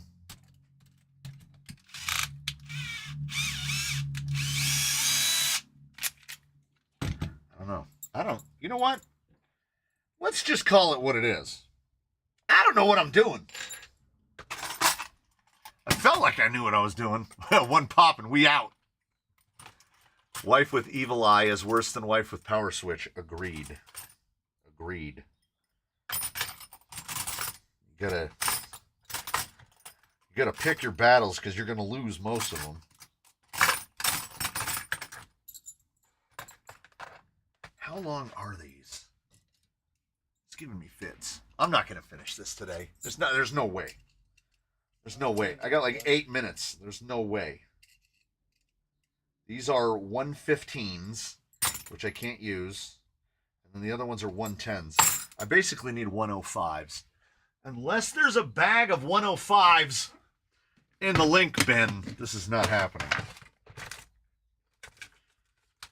135, 40, 90, 120, 120 again, 125, 75, 45, 125 again, 45, 90, 40, real short. I'm telling that one. Yeah, I know 105 in here.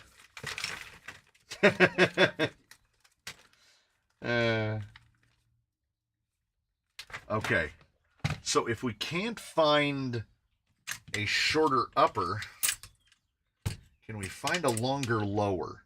Now, if we go to a longer lower, we need to lose the little bumper guy. So I basically need it's a 111, 323. I need like a 120 curved. And what I took off is a 110. Yeah, I need a 120 curved little lower. 120 high clearance. And I could have sworn that what I put on there was 120. There's a 125. That's getting really long. Now we're pushing like 340 millimeter wheelbase, and I don't think I want to go to 340. I'd like to hit around 330, and it is not. I could change the ends. We've definitely done that before. Yeah, this bin is not going to show me anything in or around the 120 range, I don't think, except these 125s.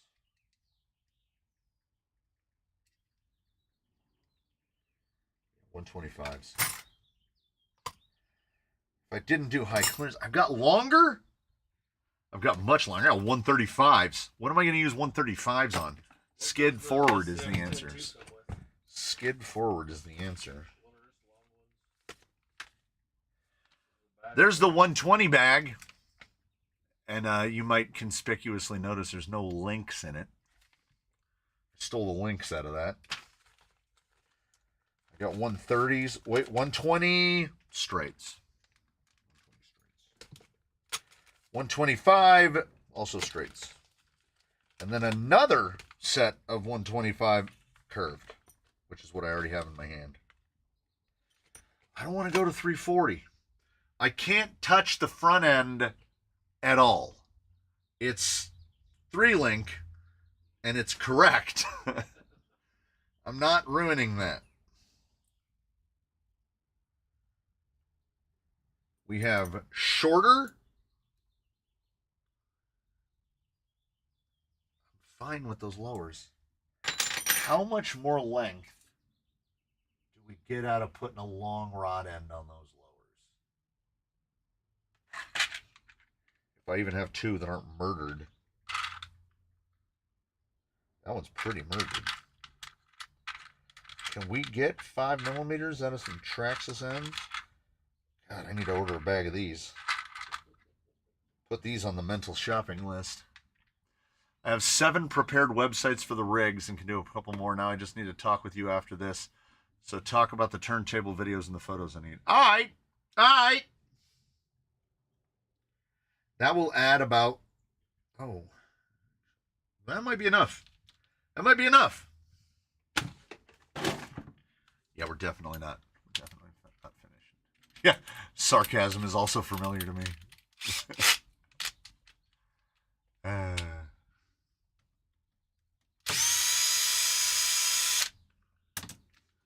And we get to change drivers like 70 times. It's starting to get warm out there, I tell you what. It's even warmer. You go out there and play on the rock. Well, out on the desert biome, it gets plenty hot. Not young, just perpetually immature. Maturity is overrated. Because the goal would be we can make the lowers long enough to not have to mess with the uppers. And we can get away, at this length, I think we can get away with not having an offset on the lower. Ordinarily, I would be afeared of binderingage. This is a big mess. 7.0s. I have more of those.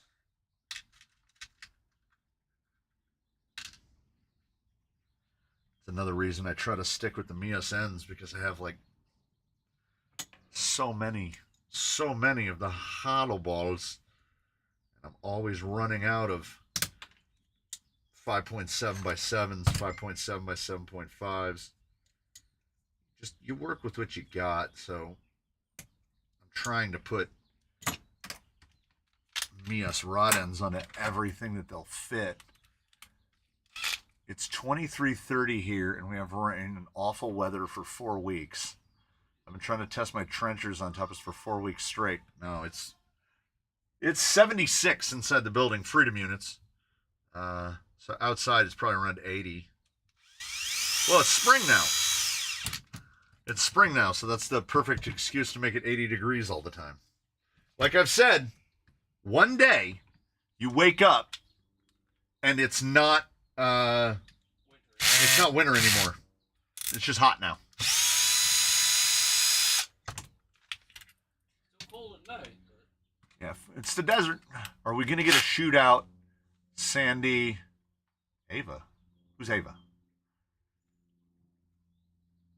Baseline versus the Chungus? Could do. I do love a this versus that for all the wrong reasons. It allows me to be appropriately lazy because it's pretty easy to set that up. It's pretty easy to record. I kind of have a little mini protocol for it. I don't know if it's a particularly good idea, though, to send unwitting souls out there against baseline. That's not fair. Can we... I feel like I used to be able to push those hollow balls in by hand, and now they try to scald the flesh. It's a Midwest goodbye. Yeah, it is. No, we got to do the thing. We got stuff. And once we start to hit 4 p.m., it's the wife's time. Got to pick the kid up from school. Because remember, Tuesday through Saturday they go to school. Got to pick the kid up from school. Take the wife out. Get a frosty beverage. Usual thing. Canyon is supposed to have visitors tomorrow as well. We'll see if that pans out. So let me just grab those uppers and see how close we are. Oh, I took them all the way apart. Awesome. But we can do this.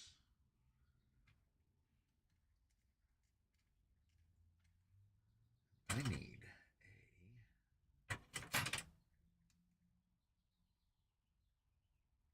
like a 115 is going to work now. And I've got a bunch of 110s. All right. There's a 115 right there.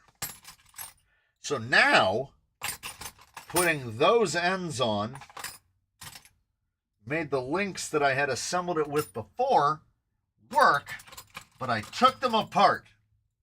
So, there they are. All right, you'll miss out on that, I'm afeared. I have the obligations which keeps this whole thing alive. Yeah, they go to school Tuesday through Saturday, 9 to 5, 8 hours a day, 5 days a week. They don't go Sundays and Mondays, so their weekend is Sundays and Mondays. That's how I used to get them to film for me on Monday mornings. But I've lost them as a cameraman now. Now they just sleep and play repo. That's what children do now. So, next time you see this guy, we're definitely going to have more cool S's on it. I can't believe I freehanded those. That looks pretty good. I don't care what anybody says. That guy will have a video during the week. We'll have some other usual non-stop stuff. The Wizard is supposed to ship Monday. Ooh. We've got content not yet recorded. We've got vehicles not yet built. We've got things to do and places to go, and the things we'll do and the places we'll go. We've got a Class 1 tire test coming up. We've got the BRX 70s to look at. Things. Maybe we'll get out on the trails again. There's a package of shims that was delivered by Amazon. I got to go get those. I should have a 30-foot shop vac hose out there. It's spicy. And I just remembered. Guys, it's the 21st. I got paid. It's the triple threes. It's 3:33 p.m. here in the canyon. I'm going to blow all of that money by 6 p.m. Schoolboy Q, paid on the 21st, broke by the 23rd. That's how we do it here in the canyon. I hope that we all had a day.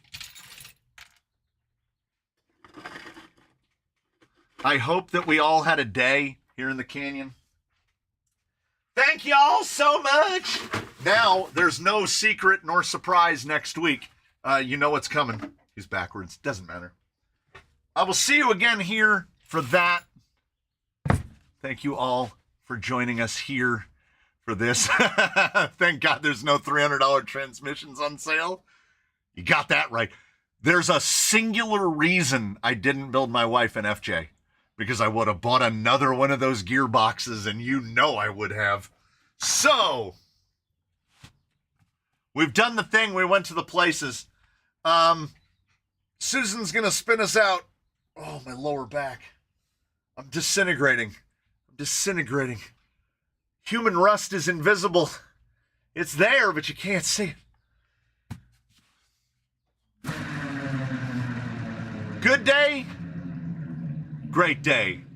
85,000, everybody. I will see you again here from the canyon and all the things. We will see you on the Discord and Instagram and back here and in all the videos and in all the other nonsensical stuff that we do on any given day. It's a great thing to have you all here, and I'm going to wait a few seconds until I catch up, and then I will turn all of these devices off.